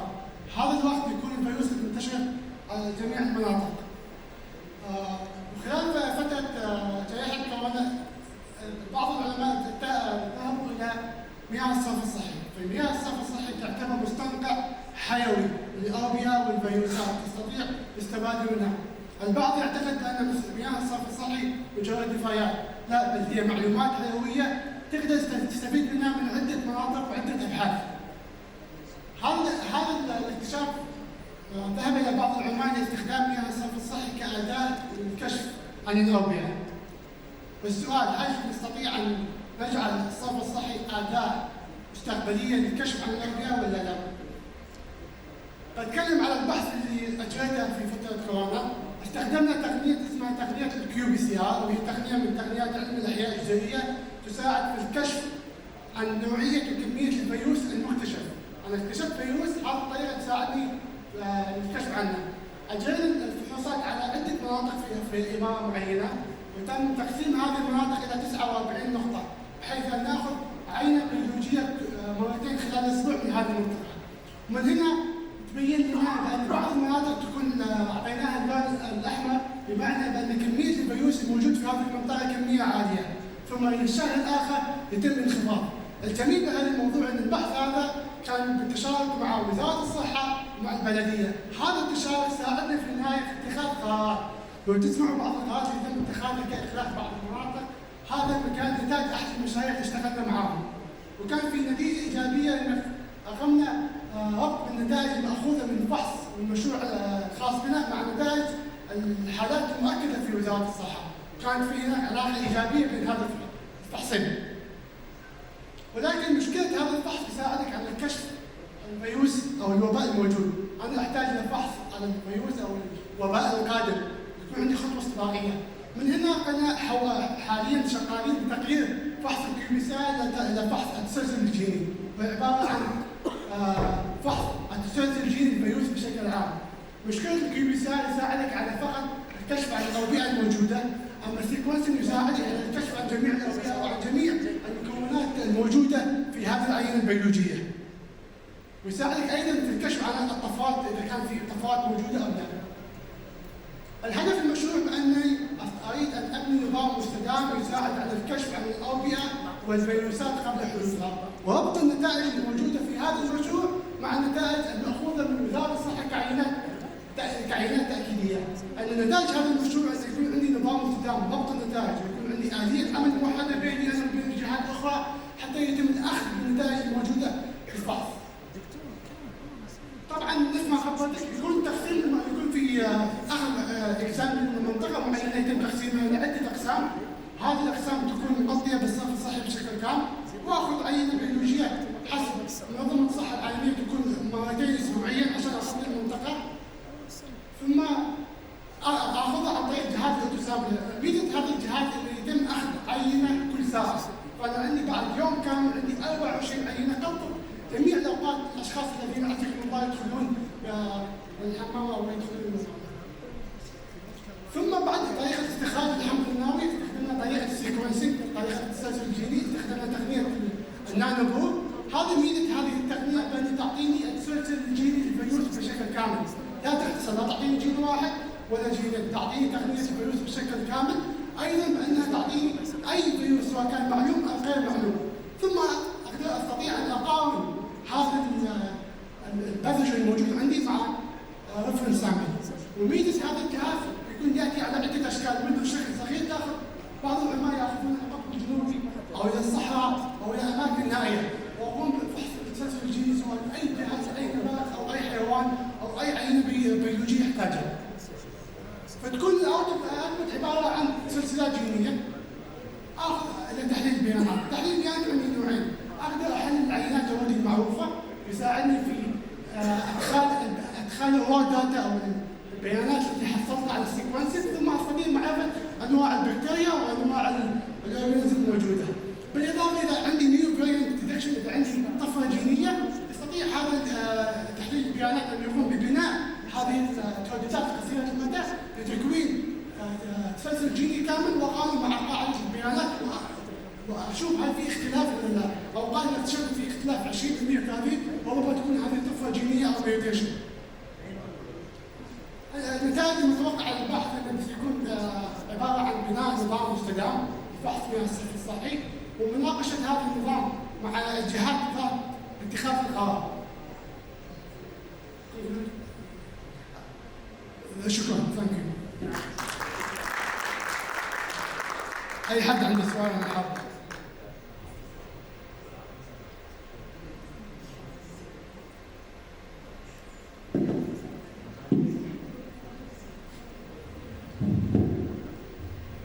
يعني بما انك عايش في الامارات وانت بتقول ده ممكن يكون سيستم مستدام، ايه الامراض الباثوجينز اللي بتدخل الامارات بشكل ملحوظ بسبب السفر الكتير او بسبب الهجره للامارات اللي ممكن غير كوفيد سارس كوفي 2 ممكن تستخدم السيستم ده للسيرفيلنس بتاعه؟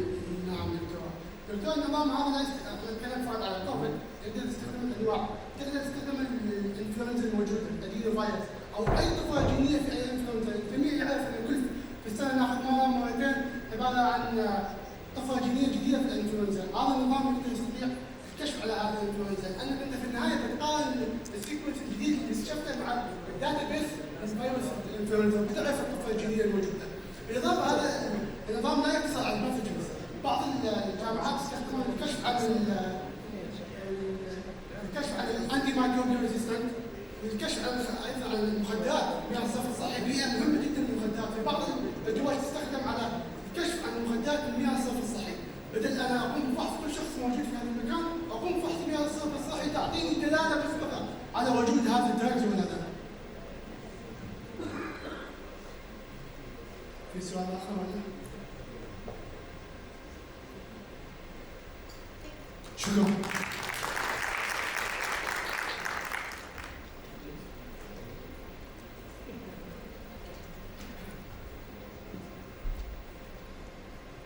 Thank you, Mohammed Najib. Now we move on to our ninth participants, Sally Najib from Lara. صباح الخير. أنا كلش سعيدة إني موجودة هنا جديات. كلش ممنونة على هاي الفرصة إنه أنا أعرض لكم اليوم البحث الخاص بي. بس قبل ما أعرض لكم البحث شوي حأقول لكم قصة بداية هذا البحث. أنا اسمي سالي، أنا أشتغل مديرة مشاريع إنسانية خاصة بتمكين المرأة حالياً في العراق. أنا خلال فترة عملي التقيت أكثر ما يقارب من 1000 إلى 1500 امرأة بحياتي، وكل ما أرجع من الشغل للبيت أسأل نفسي سؤال واحد: إحنا ب 2025 مستوى التكنولوجيا والتطور الرقمي والبنى التحتية اللي وصلنا لها ولحد هسه إحنا ما قادرين نلقى حل الاحتياجات الأساسية للنساء اللي دا أشوفهم أنا بالمجتمعات ما بعد النزاع، اللي هي أغلب دولنا العربية للأسف تتعاني من عندها.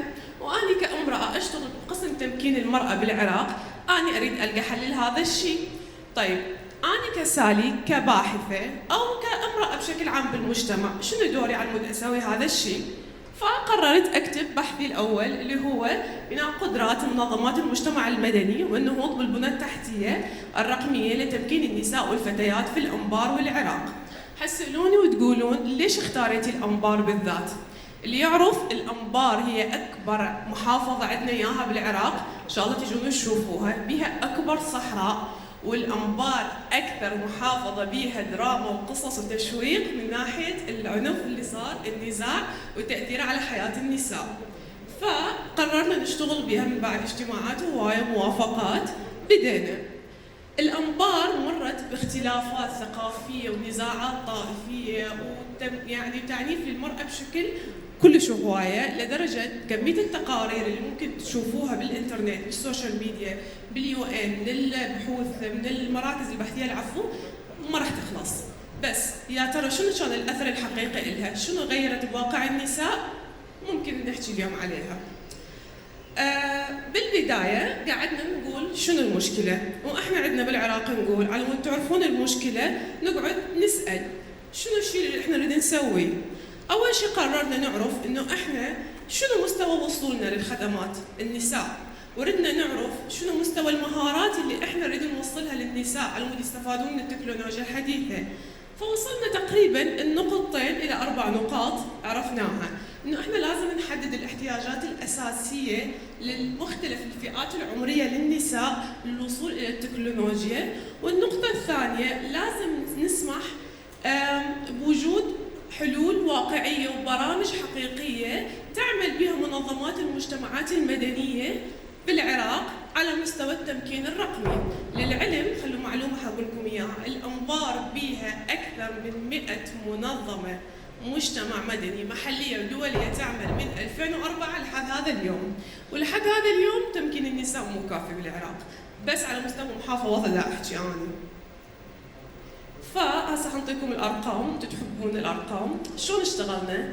رحت أنا خلال 3 سنوات ونص من كتابة البحث قابلت 756 مريم وبنية من مختلف الفئات والأعمار، من مختلف الثقافات التعليمية خلينا نقول، ومن مختلف الأماكن بالأنبار. 3 سنوات ونص أني أفتر بالأنبار وأسأل مريم شنو تردين؟ احنا اكو مثل يقولون انه women never know what they want، بس احنا بهذا التقرير عرفنا هم ايش يردون، وقدرنا نجمع كلماتهم ونسويها صورة واحدة على مود نعرف شنو الحل اللي ممكن نقدمه لهم بمجال التمكين الرقمي. بلس تتذكرون انا قلت لكم محافظة الأنبار بها أكثر من 100 منظمة مدنية تعمل. أنا رحت أخذت عينة وسويت عقد ويا 6 منظمات محلية، قلت لهم أنتم ايش تشتغلون؟ ايش تسوون؟ شنو الخدمات اللي تقدموها للنساء؟ احنا ب 2025 شنو التكنولوجيا اللي تستخدموها على مود تساعدون النساء؟ فبالبداية طلعت عندنا الجابس إنه إحنا عندنا 20% أصلاً من النساء ما عندهم أجهزة إلكترونية، وطلع عندنا 16% من النساء بسبب الزواج المبكر هم ما يعرفون شلون يستخدمون التكنولوجيا أو شلون حتفيدهم بحياتهم أو أصلاً ما عندهم الصلاحية إنه يوصلوا لها بسبب الضغط الزواج المبكر. وطلع عندنا 15% من العينة اللي هي 756 امرأة ما عندهم مساحات آمنة. طيب إذا أنا ما عندي مساحة آمنة أصلاً شو حستفاد من التكنولوجيا؟ شنو فائدة هاي التكنولوجيا بحياتي إذا أنا ما عندي أمان؟ إذا أنا ما قادرة أوصل صوتي، إذا أنا ما حد قادر يسمعني؟ فهنا رجعنا سوينا، تذكرون من قلت لكم أنا قعدت ويا واحدة سألتهم، كتبت جوابهم وجان جوابهم كلهم واحد. هم ما كانت طلباتهم مستحيلة أو صعبة، كل اللي طلبوا مساحة آمنة، برامج محومية رقمية، تدريب للفتيات بالمدارس بالجامعات بالمعاهد، سلامة عبر الإنترنت. ورادوا يعرفون شنو دور ال100 منظمة المحلية والدولية وش يشتغلون على هذا الموضوع. لو هي بس مؤتمرات وملايين الدولارات انصرفت على الأنبار فقط، وهاي عينة و3 سنوات ونص. إذا ناخذها من 2003 لحد اليوم يعني الله يسلمك. فاللي وقعنا أنا لحد من شاركت التقرير كان أثر متوقع، بس في آخر 3 أشهر إحنا قدرنا نأكد ونجيب أرقام وإحصائيات ما حقدر أشاركها اليوم لأنه بعدها مو موثقة بشكل رسمي على الأثر الحقيقي اللي صار من اشتغلنا مع 6 منظمات محلية ومن أخذنا رأي 756 امرأة على موضوع التمكين الرقمي. النتائج اللي صارت عندنا إنه نسبة النساء اللي بلغوا عن حالات العنف، اللي عرفوا مراكز دعم النسائي بالمجتمع، اللي دلوا مراكز التمكين المهني بمنطقهم عن طريق التكنولوجيا زاد نص 50%. وأيضاً هماتين زاد عندنا البرامج التنموية الإنسانية مع منظمات المجتمع المدني اللي ما تحتاج أصلاً أي مبالغ مالية، واستمرت وصار بها استدامة دائمية لأنه أونلاين. فبالأخير أنا ما راح أطول هواي لأنه المشروع أصلاً أخذ 3 سنوات ونص. حسألكم سؤال، شنو فائدة التكنولوجيا إذا هي ما تساعدنا؟ وشنو فائدة التكنولوجيا إذا هي ما تقدم وتغير حياة إنسان بحياتنا؟ أني، أنتو وهذول النساء والأطفال أبنائكم وأبنائنا ومستقبلنا وجيلنا كله يعتمد على شيء واحد برأيي الشخصي هو المرأة. شكراً.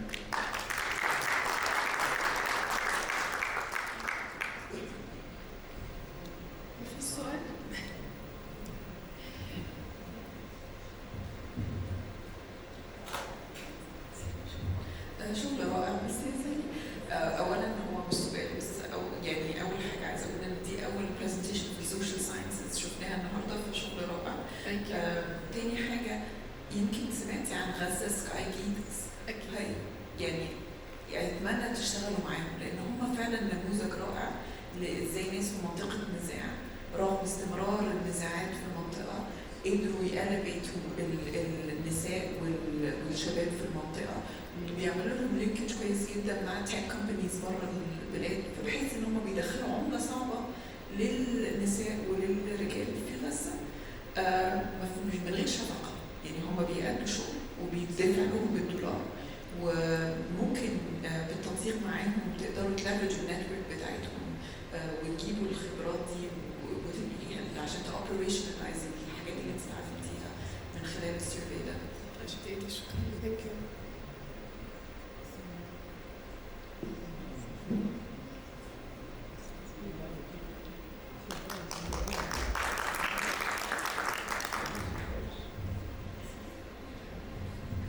Thank you, Salim and Youcef. Now we move on to our the 10th and final participant. Please, let's all welcome Youcef from Algeria.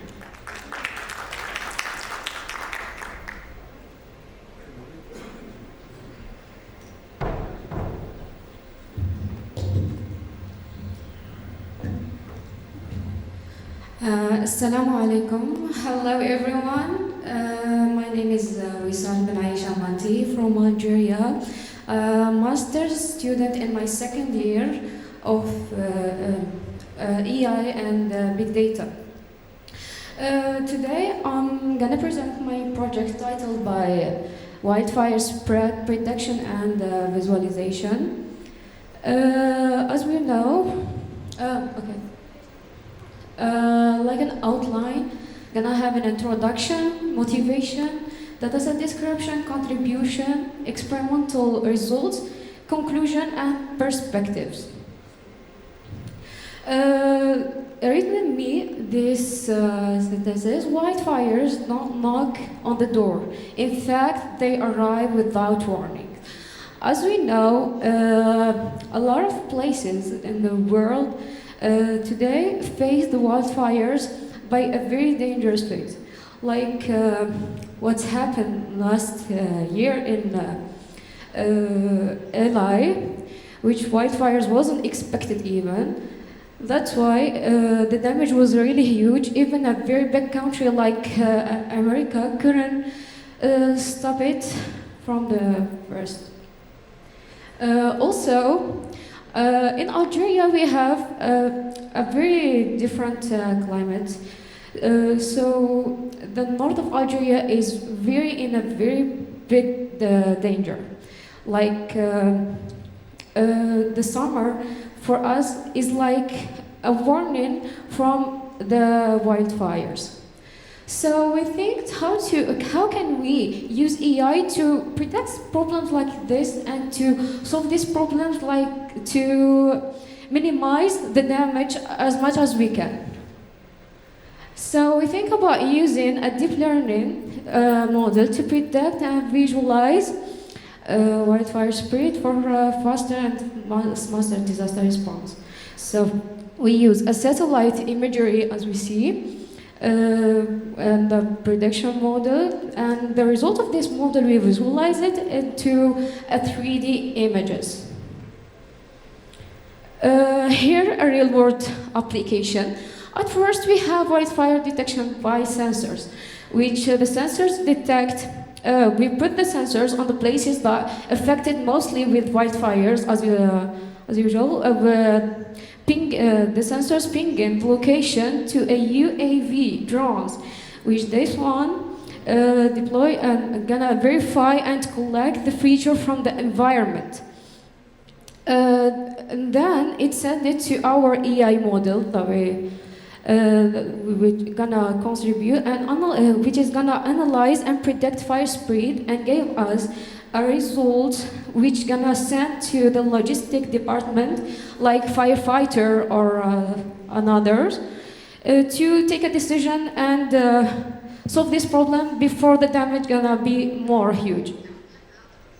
Like a motivation, wildfires is increasing. So our work, like an AI engineers, we need to minimize the damage. We need to predict this problem in a very, very short time to let it be more. Anyway. We use as a dataset description next day wildfire spread. It's a machine learning dataset. I just take a few features. I didn't take all the features that we worked on. I just take the essential ones because we don't have time. So at first, I'm gonna see VIIRS feature, a visible infrared imaging radiometer suite, active fire data. As we see in the picture, the red pixels are the places that have fires.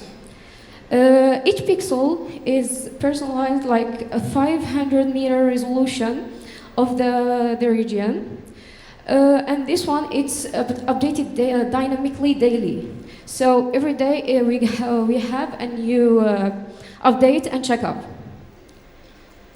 Secondly, we got topographical environmental features. So we saw that the region that can evaluation and population, etc. And then the feature of vegetation dryness indices, for example, the places that start the wildfire without the human get in. And also the wind speed and directions, the wind, how the direction of it. Contribution. What we're gonna have an input feature, the features that collected by the drones, gonna go to the pre-processing model, and this model contain a mean and max normalization, clipping, z-score normalization, etc. This for the data.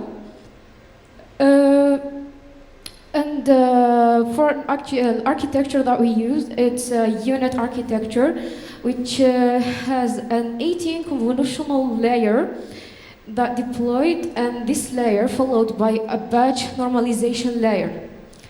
The batch normalization layer connected to a ReLU activation function, and we use a dropout layer for the useless data. How we train the model? We use an early stopping to for stop the training when the validation performance stop improving.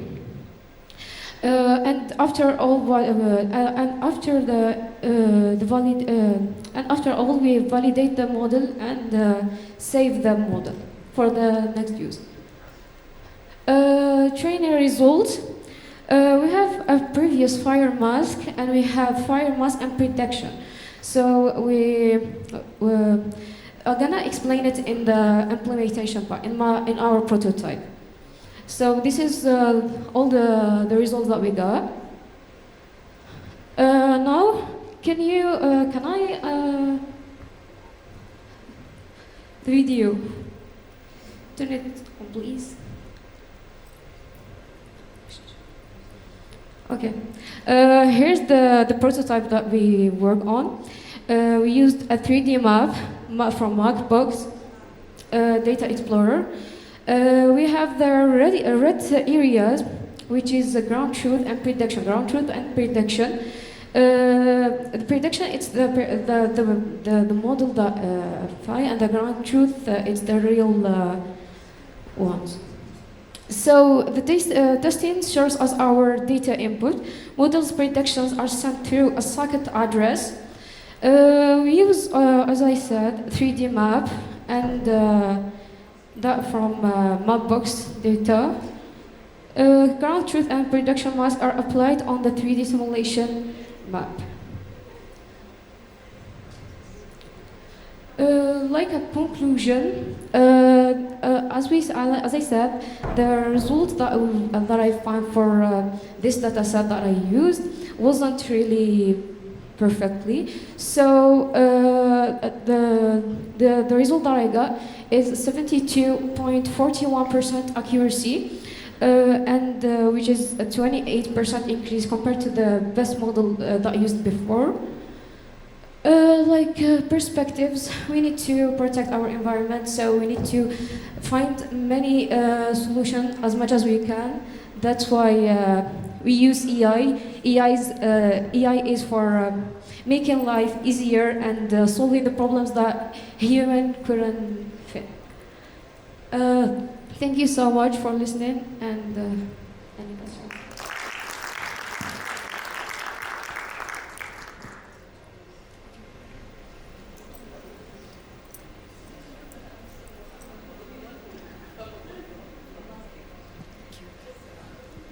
Excellent work and very locally applicable.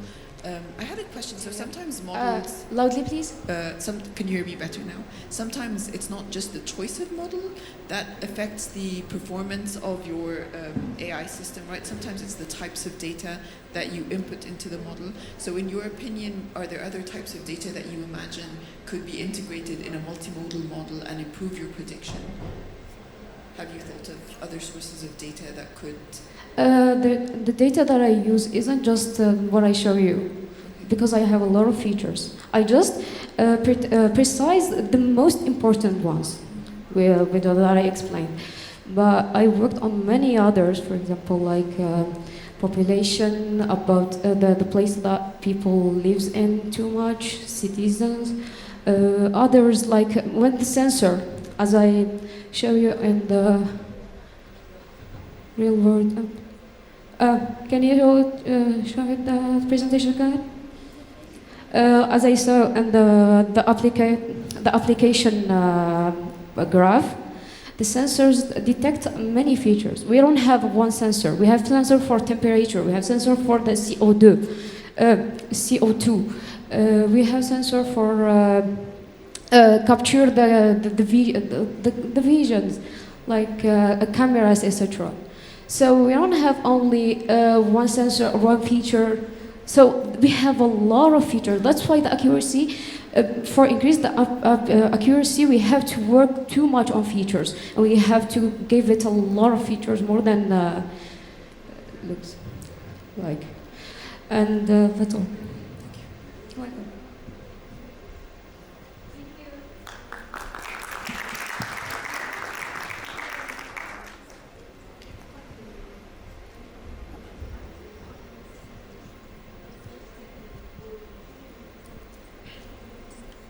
So thank you all for your great presentations.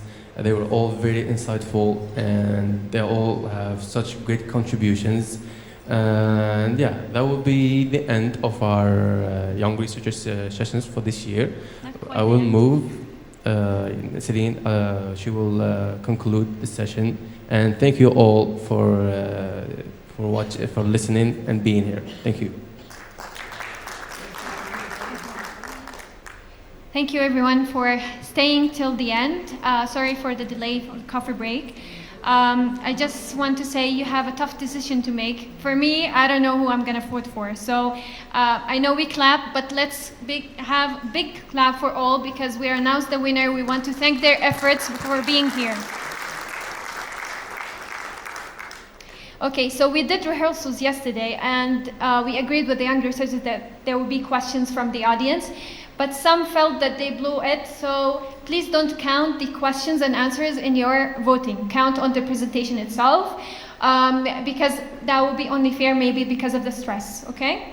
As I said, now a reminder of our young researchers again, and the voting. You have 5 minutes. Please don't take long to take the decision, and you can only vote once. I know you have many, maybe, favorites, so please choose one.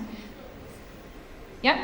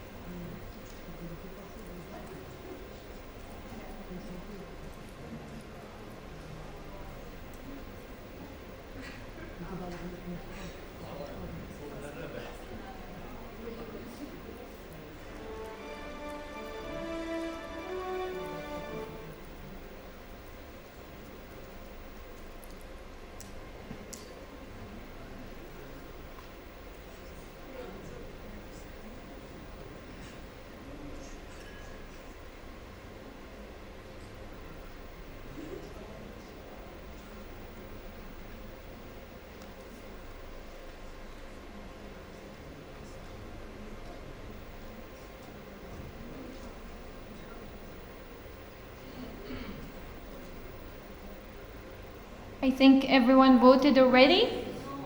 No?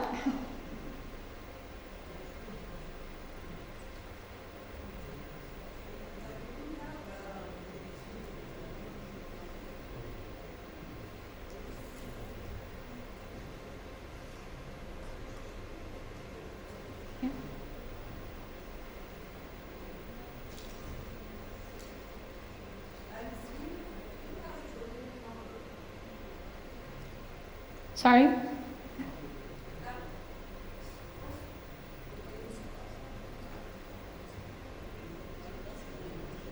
You don't have to put a number, you only have to put a name.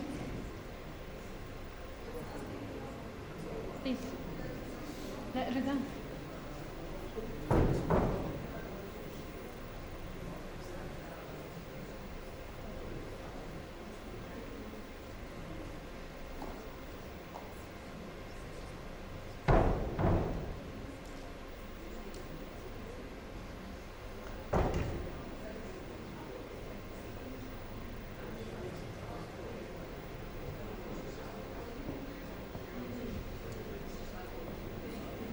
Is it solved already? Okay, so the time is over. Thank you very much.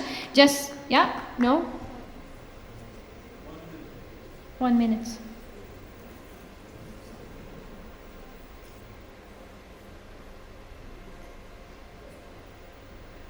Done. Okay, so just a reminder, the results will be combined with the evaluation already taken from the scientific committee. 60% scientific committee, 40% the audience, and we will announce the winner during the closing. Now we can release you for a coffee break, but please come back in 15 minutes. Thank you.